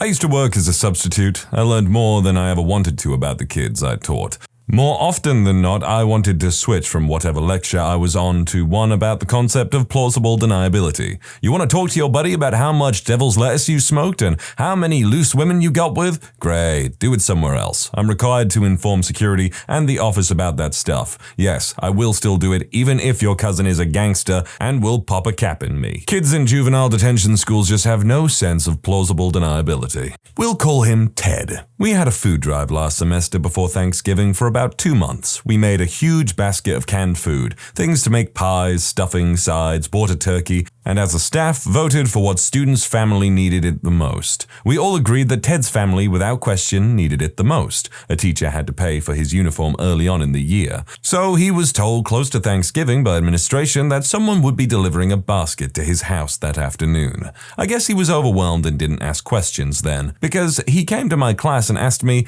"Is that the food we've been raising for poor people?" I didn't know what to say. I said, "Some of it." "So was it a random thing that I'm getting the basket?" I knew what he was asking, so I said, "Oh my goodness, you won?" He acted surprised. I said, "Man, I'm jealous. They put a basket together with the food left over they didn't donate and picked one person from our program in a drawing and you must have won it." He was totally pumped. Before my class was over, I went to his next 4 classes and told the teachers to play along with the raffle story. They did. He doesn't know. Still a little annoyed that the admin told him. I feel like it could have been a left at the front door sort of thing. I love food drives and little stories stories like this. It really does warm my heart. The amount of crap I overhear is ridiculous. I know which of my students hosts all the parties and who made out and or hooked up with whom at said parties. I know who does the illegal substances. I know who does the illegal substances and doesn't think that the teachers know they do the illegal substances. I know that one of my students gives crappy BJs to a student in another one of my classes. I know who cheats on everything. Sometimes it's the goody two-shoes kid. I know that at least 3 students have agreed that they would totally tap that, meaning me. They think I'm oblivious. I have excellent hearing. Being a teacher, it would be really uncomfortable if students were just talking about what they'd want to do with you like that a lot. That would be really like, woof. I was a TA to the same teacher for 4 years in high school. I was really uptight at the time and asked her why she didn't mind when the same dude left class every single day with the pass for at least 20 minutes. My teacher said it was because he was making out with his girlfriend in the stairwell closet, and so help her God if I interrupted them because she was the best he was ever going to get. Teachers know your stuff, man. That teacher's a real one. Such a good wingman. I'm not currently teaching, but when I was a student teacher, what I was surprised to find out right away, and all you who are still in high school should know this, is how easy it is to tell when you're being lied to. I mean, teenagers are terrible at lying. I absolutely knew when I was being lied to. But here's the thing, kids. If they don't call you out on your lie, it's not because you succeeded in being convincing, it's because you're probably the 50th person that day to do so, and it's seriously just not worth the effort over something small. This one girl would ask to go to the bathroom almost every day to see her boyfriend who had a different lunch than she did. She'd usually be gone only 5 or 10 minutes, so I frequently let her do so. I used to do exactly the same thing in school, so I know how it is. She did her work, so she earned my discretion on that case. Pro tip, if you give, you get. Put in the effort and you will have bargaining chips. Also, I just want you guys who are still in school to know this. Your teachers know how to keep a professional distance, but they are not robots, and they are not blind. They see what's going on with you and they care. I cried at least once a week over my students. I only taught for a short time, and now, 2 years later, I remember all my students' names, would recognize them on sight, and remember who made me cry. Oh no, not that tactic. I always hate it when people don't yell at you for doing something wrong, but they're just like, I'm disappointed. And it's like, no, don't do this to me. That they're in gangs and which gangs they're in. Really, you asked to borrow a pen, but you don't want to write with the one I give you because it's blue? You can't sit in a blue chair, but you're not in a gang? Nah. It's actually really sad. I've only been teaching for 5.5 years, and 2 of my former students have already been killed in gang-related violence. Middle school ESL teacher here. For the first month, I didn't tell my students I spoke Spanish. I'm white. In that month, I heard more about my butt than I ever wanted to know. Also some gossip, love lives, hate for school, the usual. How did my students not know that I speak Spanish if I'm an ESL teacher? The majority of ESL teachers, i.e. American teachers in China, Japan, or other Asian countries, do not know the native language. The accepted practice for ESL instruction is called English immersion. It basically means that all class time will be in the desired second language, in this case, English. ESL teachers use instructional methods such as TPR, fancy way of saying hand motions and body language, and other such methods to help level 1 students learn the basics. You'd be surprised how much you can learn by just pointing to things and saying the English word for it. How did I finally tell them? I did a class at the end of the month on the differences between English and Spanish. In Spanish, I just acted like nothing was different, asking questions in Spanish and instructing in Spanish. A more glorious feeling would be hard to find. How did they react? Jaws dropped, chaos saw ensued. Several students asked me if I spoke Spanish. I said in Spanish something like, how could I speak Spanish? I'm a gringa. 2 students apologized after class for saying inappropriate things in class, and one particular vocal student ran out of the room and allegedly tossed his cookies in the bathroom. Hilarity ensued. Needless to say, I now have a great relationship with my students, and they know not to mess around when I'm in the room. I'm a high school teacher and have a class Twitter that my students can follow for homework updates, links to presentations, quizzes, etc. I told my students, don't ask me to follow you on Twitter because I won't. Not only do I not have the time to read your tweets, there are some things I just do not want to know. Your personal lives are one of them. I lied. After about 40 students followed, I went and snooped on every single one of their profiles and read all of their tweets. So much regret. So much. So what you're saying is you're a liar. One thing I know for sure is when my students are high. I've smoked quite a bit back in the day and therefore know all the symptoms and lingo. I totally mess around with them when they are stoned, not only because it is hilarious, but also in hopes to discourage them from smoking before coming to school.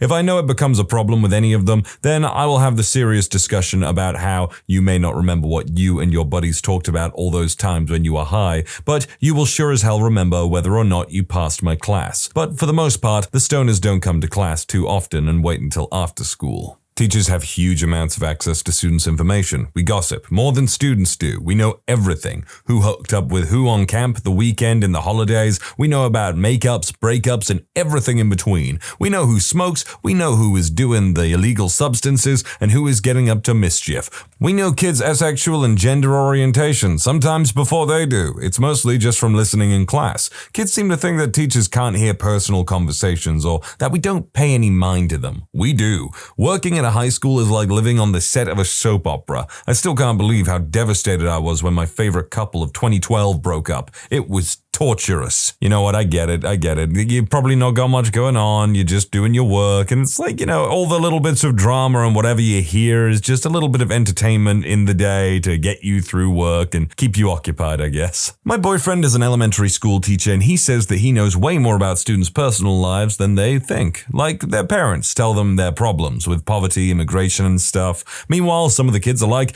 I went to Cabo for summer break, or parents' private jet, and he's just like, awesome. Why don't you write a journal entry about it? As a student, I was close with the student teacher at the time. I liked a boy and he told me not to go for him because he had gotten in trouble before with child smut and illegal substances. No idea how he knew that. That does sound like the kind of thing that people would need to be notified about. I mean, I know someone who actually worked in care and they had to, they were offered the job to escort someone who had at one point molested a child, and because they were special needs, they needed someone to go with them to college. And this person in question, who I know, after being informed about what the dirty diddler did, they outright refused to do the job. I'm pretty sure something as severe as anything to do with children, a crime like that is going to be told to anyone that has to deal with them on a regular basis in a professional manner. When I teach undergrads, it's painfully obvious which ones are dating each other, even if it's a secret. I recently taught a required course for freshmen, and one of my students would give me outlandish excuses for not having been in class. He had a breakup, 2 dead relatives, and was flown across the world to save his family business, all in one semester. Oddly enough, his work was pretty good. I had to sit him down and explain that I really didn't care where he had been as long as he was showing up to reviews with completed projects, and that a long-winded explanation was unnecessary. The look on this teenager's face when I told him, I'm going to be out today, was perfectly reasonable, priceless. As for when I'm teaching graduate students, I definitely do know hardly any of you little buggers have read the material beyond a thesis statement, unless you're PhD students sitting in on a master's level seminar, and in that case, I do know that you love the sound of your own voice more than Frank Reynolds loved rum ham. So shut up, you're ruining the class for the people who actually need it. Inner city middle school teacher here, I know everything my students gossip about during class. No, not because I have supersonic teacher ears, as many of my students suspect. No, not because that smoke detector in the corner is actually a camera, as I convinced them of earlier this year. It's because kids can't whisper worth a damn. Also, privacy settings. Seriously, kids, use them. Not to mention, those kids I had in class 2 years ago who come by my classroom to visit and make small talk every day after school. Yeah, they keep me more in the loop than most of the students. Sometimes it pays to be the cool teacher. But how sad it is when the cool teacher eventually grows up or gets promoted and then becomes the regular teacher. I understand your jokes, I just pretend that I don't. When I was a student, I would marvel at how my teachers could fail to understand the brilliant asexual innuendo I would use that would have my classmates snickering while they, the instructor, looked on without comprehending. Now I hear 18-year-old girls in my class make the same kinds of comments, and as a 36-year-old dude, my brain immediately begins flashing warning lights and sirens. So I play really dumb because I'm just not going to go there. And that is probably, honestly, for the best. High school teacher here. Regarding students' personal lives, it's very much a need-to-know basis. I don't really give a damn that you party on the weekends, get high after school with your buddies, or anything like that. The thing is that as teachers, we are mandated reporters for a lot of things. The less you know about stuff like that, the better. No teacher snoops Facebook for this very reason. If I see a student ripping a bong on their profile picture, I have to do something about it. That and perusing Facebooks of 14 to 18-year-olds is creepy as hell. What I do know is the stuff I think is necessary. Which students come from disadvantaged backgrounds, who comes from a two-parent home, behavior and academic histories. The last thing you want to do is call home. A woman answers the phone and you assume it's a kid's mom when it's their sister who doubles as their primary caretaker. You don't want to tell kids that they should go on the school field trip and they come from a very low-income home. A lot of kids probably assume teachers don't know stuff like this, but most of us go out of our way to make sure they do. I also know which teachers' classes you're a butthole in. You don't really want to say anything about that to the kid either, because frankly, some teachers are buttholes and they have it coming. What did you totally misunderstand as a kid? When I was a child, we would go on a plane every time we'd visit Mexico, so I assumed Mexico was actually located in the sky. What? I used to believe that when you turned off the TV, it would pause. Was really upset when I would come back from dinner and my show would be over. That's so cute. I thought it was Pizza Hot, not Pizza Hut, until I was about 16 years old. I feel like such a douchebag laughing at these. Okay, I'll do one myself. When I was a really young boy, I didn't think we lived in England. I thought we lived in America because of all the American television I would watch, because I was a dumb butt. I would literally insist to my family, no, we live in America. We have dollars. I don't know why. I just didn't want to believe them. Oh, this one's going to be fun. SX. I had a massive misunderstanding of SX that could have severely injured my adult life had it not been corrected. When I was younger, I was obsessed with biology and animals, so I knew how everything fit together. But those damn Hollywood movies messed up my perception of how humans actually did the horizontal limbo. In movies, couples get all hot and heavy. The screen fades to black and they wake up naked together. I guess I filled in the blanks with my 7-year-old brain and thought that after you got aroused, you just fell asleep naked together. And the penis just sort of autopiloted itself over to the vagina, threw up and snaked back. So when people said they were sleeping together, I took this literally. Made for an awkward encounter with my dad when I was 12, when I suggested he just go to sleep with pants on instead of getting a vasectomy.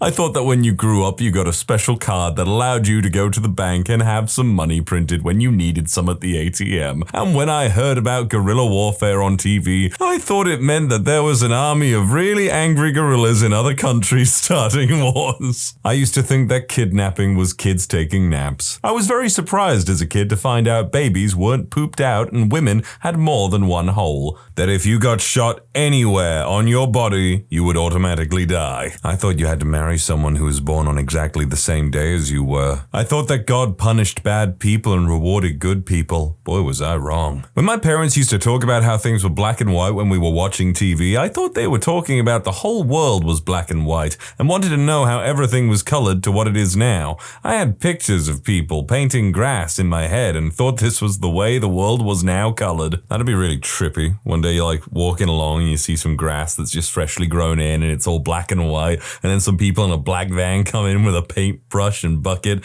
and like paint over it, and they look at you and they're like, shh. The concept of race. In the second grade, there was this little poetry contest, and the prompt was to write about the human race. I wrote about a bunch of people running. You know what? I think we'd all be better off if we just thought like this young man once did. I thought the actors actually died when they died in movies. Okay, no, I get that one. I totally get that. I mean, I remember being such a little dummy. I remember liking Star Wars, loving Obi-Wan Kenobi, and when my mom told me, oh, Obi-Wan Kenobi is the old man as well, you know, I'm like, no, he's not. Obi-Wan Kenobi's young and cool. I think really I didn't want to believe that he then turned into an old man and died. When 9/11 happened, I thought that the reason my morning cartoons weren't showing was because a plane had crashed into the building that made the cartoons. I thought the island Martha's Vineyard was owned by Martha Stewart. When I was about 9, Nickelodeon advertised a Nick Takes Over Your School contest. The commercial was filled with kids playing games, teachers getting slimed, etc. I was terrified that my school might win. Nick would take over for a full school year and that everyone would get held back a year since there didn't appear to be any learning going on in the commercials. The Civil War. Little kid version of me couldn't understand why America was fighting over forks, knives, and spoons. What do they mean by that? Like, does anyone have an explanation for that? Please do say. I thought the car somehow knew whether we would turn left or right. I was amazed by those turn signals. Why Walt Disney wrote his last name with a backwards G. It does totally look like it says Gisney. Or would it be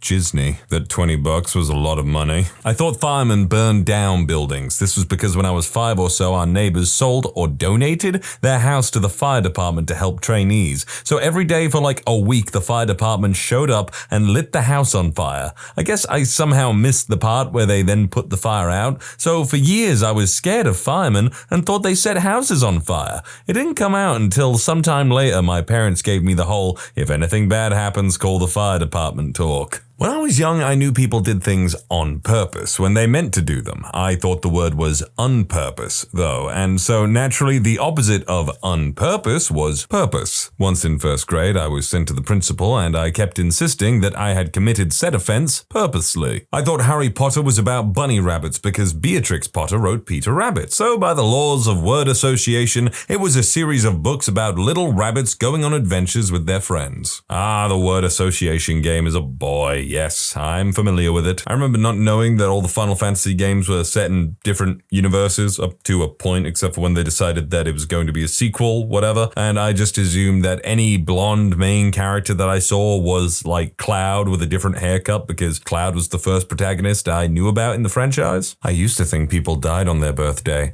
because the headstones I had seen didn't have months and days, just how many years. There were 2 boys in my pre-K class named Juan and Raj. I called them One and Garage instead. No wonder they never shared their toys with me. I thought there was a government agency called the Management for Your Protection because toilet seat cover dispensers always said, provided by the management for your protection. Whenever I was in the car with my parents while stuck in a traffic jam, I would wonder why the person first in line was going so slow. If only that jerk sped up, we would all move faster. Oh, I've been there. I was convinced that white dog poop in the backyard was dinosaur fossils, and I believed that my dad fought a guy in a boxing ring to win my mom. I was staying at my friend's house for the day once and had one of those annoying sneezes that just don't come out no matter how hard you try. I told my friend about it and he told me that if I had a sneeze stuck and I couldn't get it out that I could die. Of course this screwed with my 8-year-old brain pretty hard. Never did die. I didn't know the difference between the words grape and rake and used them interchangeably. I'm not talking about actual grapes. I don't know if that translates well because of the censors. At around 10, I started changing my new little brother's diapers. My little brother was circumcised, so whatever. Being a 10-year-old little girl, I don't see much penis. One day, I changed my little cousin's diaper, and I'm totally concerned with the way his junk looks, only to find out years later that he was uncircumcised. I used to think cancer was when your eyes got swirly things in them and your head spun around endlessly. No clue where that idea came from. When I was little, I would hear commercials advertising things for just $5.99. I used to think they meant $5.99. I would tell my parents that I wanted to buy it because I had enough money, and they were always pretty amused. Like everything. One thing I can remember is that I thought the USA national anthem went like, by the dawn's early light, instead of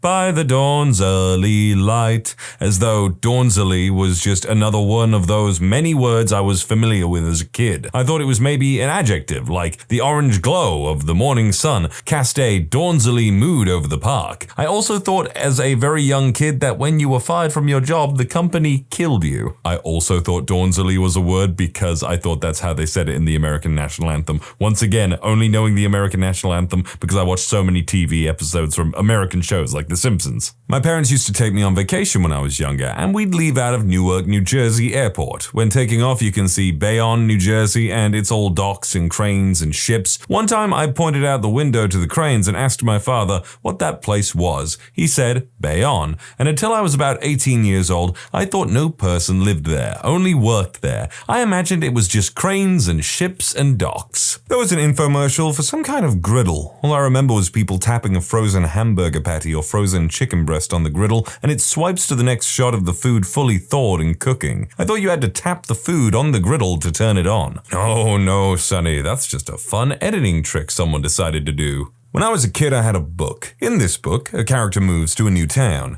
To do this, the family has the house lifted up and placed on the back of a truck and driven to an empty piece of land in the new town. I was convinced that this is what happened whenever anyone moved. What really got me was that other than this, the book was really plain and normal. See Jim run type stuff. It wasn't some kind of fantasy book or anything. We moved from a decent house with no yard to a trailer with a nicely sized yard. I was confused but thought it was just taking a long time for our house to arrive. No, we just had to actually live in the trailer. Biracial babies. I thought they would come out swirled. I don't know if this is controversial to say, but that sounds cool. Why my parents, when together, ever needed privacy. I thought I was supposed to sprout a second penis to match my two balls. I don't know if anyone remembers the kids' voices that answered the questions that Steve asked on Blue's Clues. Well, I thought those were just other kids that were watching the show at the same time, like there was some kind of microphone on the TV that would pick up my voice, and other kids watching would hear. So I used to whisper dirty words into my TV real quiet with my hands cupped around my mouth so my mom wouldn't hear, but the other kids watching would. I thought the lyrics to Dirty Deeds Done Dirt Cheap by AC/DC were Dirty Deeds and the Thunder Chief. You know what, I'm pretty sure that I also grossly misheard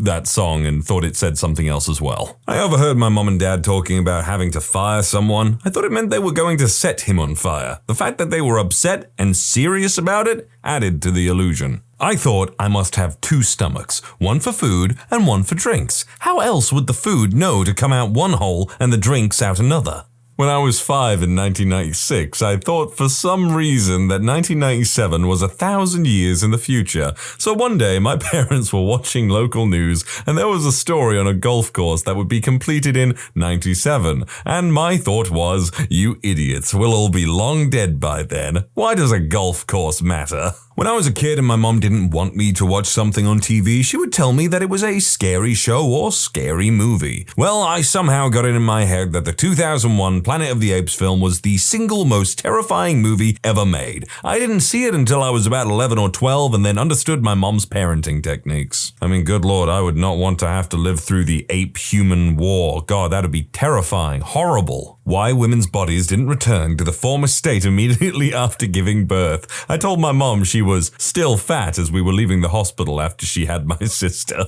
Damn, kid. Harsh. My boyfriend told me this. Backstory. He was raised by a single mom and had two siblings. So my boyfriend overheard a conversation with his mom and babysitter. Apparently, they had a mutual friend who had a few kids. His mom sarcastically says, if she shakes hands with a guy, she'll get pregnant. Being a child, my boyfriend was obviously horrified.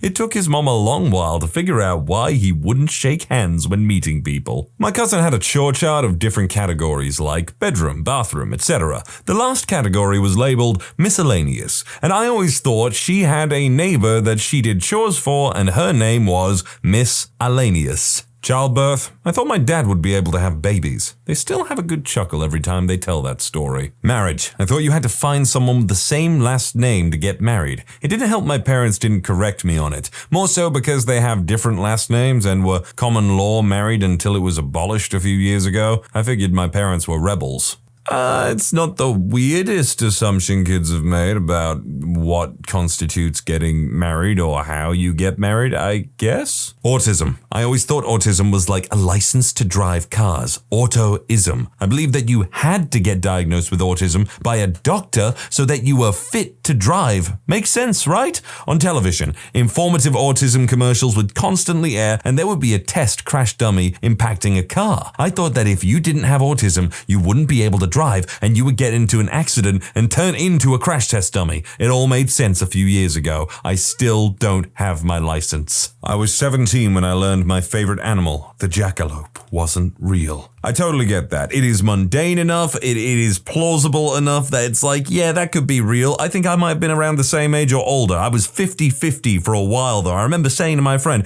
hey, a jackalope's real? And he even looked at me and was like, I don't think they are they? And we both looked it up on the internet, and so, rabbit with antlers, it's plausible, I get it. I have a couple that I have my parents to blame for. They made me think that you can unlock the car by voice command, and always got me to shout, "Unlock," as they would unlock it with their remote. Sadly, this went on for much longer than it should have. Second, when I would be at my mom's work, she would tell me to cover my eyes completely with my hands while she made photocopies of any documents because she said I would go blind. I think I was between 5 and 8 years old. They make fun of me from time to time, but I apparently had no reason to not trust my parents. Back when I was a little one, about 4 or 6 years old, I was forced to go to Sunday school. During our Sunday school sessions, we would all sit around a large lady talking about Jesus and all of his crazy antics. I wasn't much for listening, but knew I should probably get some key facts in case I'm asked what I learnt in Sunday school. This particular session, we were learning about Adam and Eve. To summarize the tale, there is an apple which caused bad things to happen when you eat it,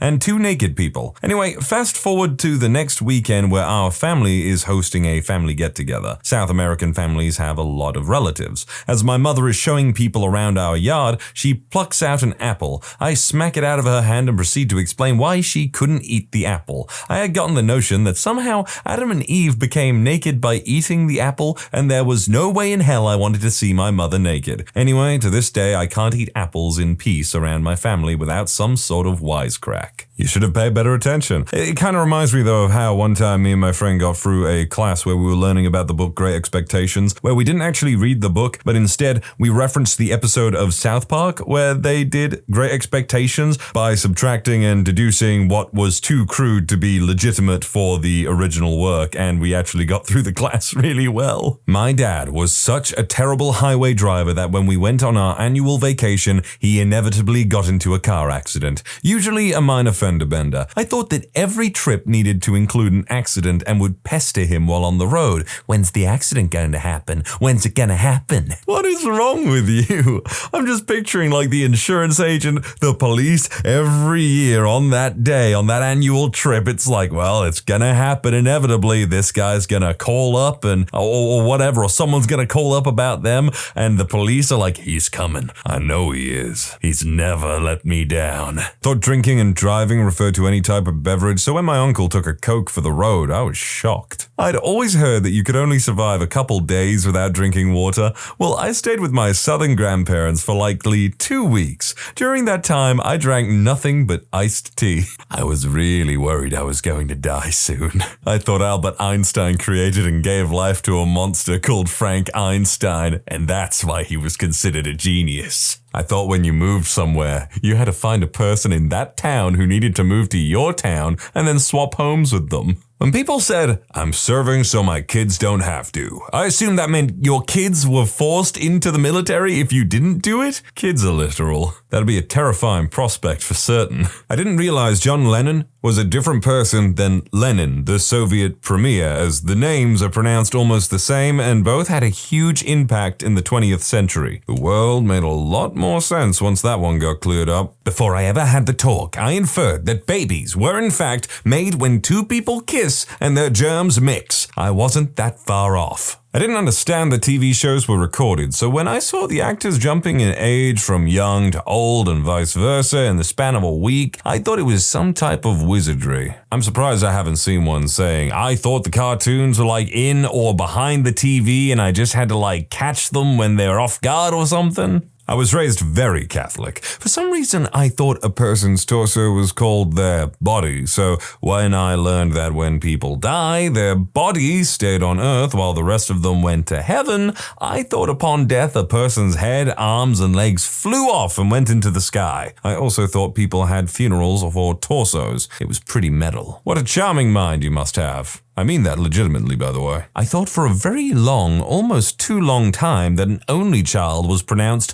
lonely child because they had no siblings. When I was in pre-K, I was walking down the hall to recess, just chilling out with one of my friends when I saw one of those handprints made out of paper with a student's name on it. You know, the ones you have all your kids make and then you put them on your door. Anyways, the name on this one was Jesus. Hey, Look, Jose, there's a kid named Jesus. It's Jesus. I've read my children's Bible 5 times. I think I know how to say Jesus. No, it's a Mexican name. You just say the J like H, like with my name. Jose does not have a J. I know how to spell my name, man. And I know how to spell Jesus. We fought about it for at least 5 minutes. I was not a fun kid. I thought everyone lived to the exact same age, like my brother taunted me for being 3 years younger than him, but in my mind it was no sweat because I was going to be alive for 3 more years after he died. Yeah, I'm pretty sure that's also a thought that passed through my mind at one point or another. At least it sounds weirdly familiar to me. I misunderstood cardinal directions. I thought north was always in front of me. I misunderstood my family taking me to see the circus. I thought all the animals and people were there to see me. I misunderstood cashiers. I thought they had all that money and items. I misunderstood SX, despite learning about it from a book that was supposed to scientifically show it in the way kids understand. I thought a giant sperm climbs up the woman's leg as the couple holds hands. Certainly, if that were the way that it went, I don't think anyone would be interested in doing the deed. People just said, he died for your sins, over and never explained what that meant, as if it was obvious. It's not. But I wasn't born yet. He died for your sins. As punishment for my sins? Or he died for your sins? For me or for the sins? He died for your sins. So does that mean it's okay to sin? He died for your sins. So am I forgiven or he died for your sins? Please explain that phrase, Mom. Until Jesus died, sins could not be forgiven. Because of the ritual sacrifice, sins can now be forgiven. This may or may not apply to people who sinned before his death. Why didn't God just say, okay, I forgive sins now? Jesus died! Sorry! When you subscribe, make sure to hit the bell to turn on notifications. Put the playlist on in the background to finish listening to all the stories. And if you like Am I the Genius, give Am I the Jerk a shot. Linked in the description below.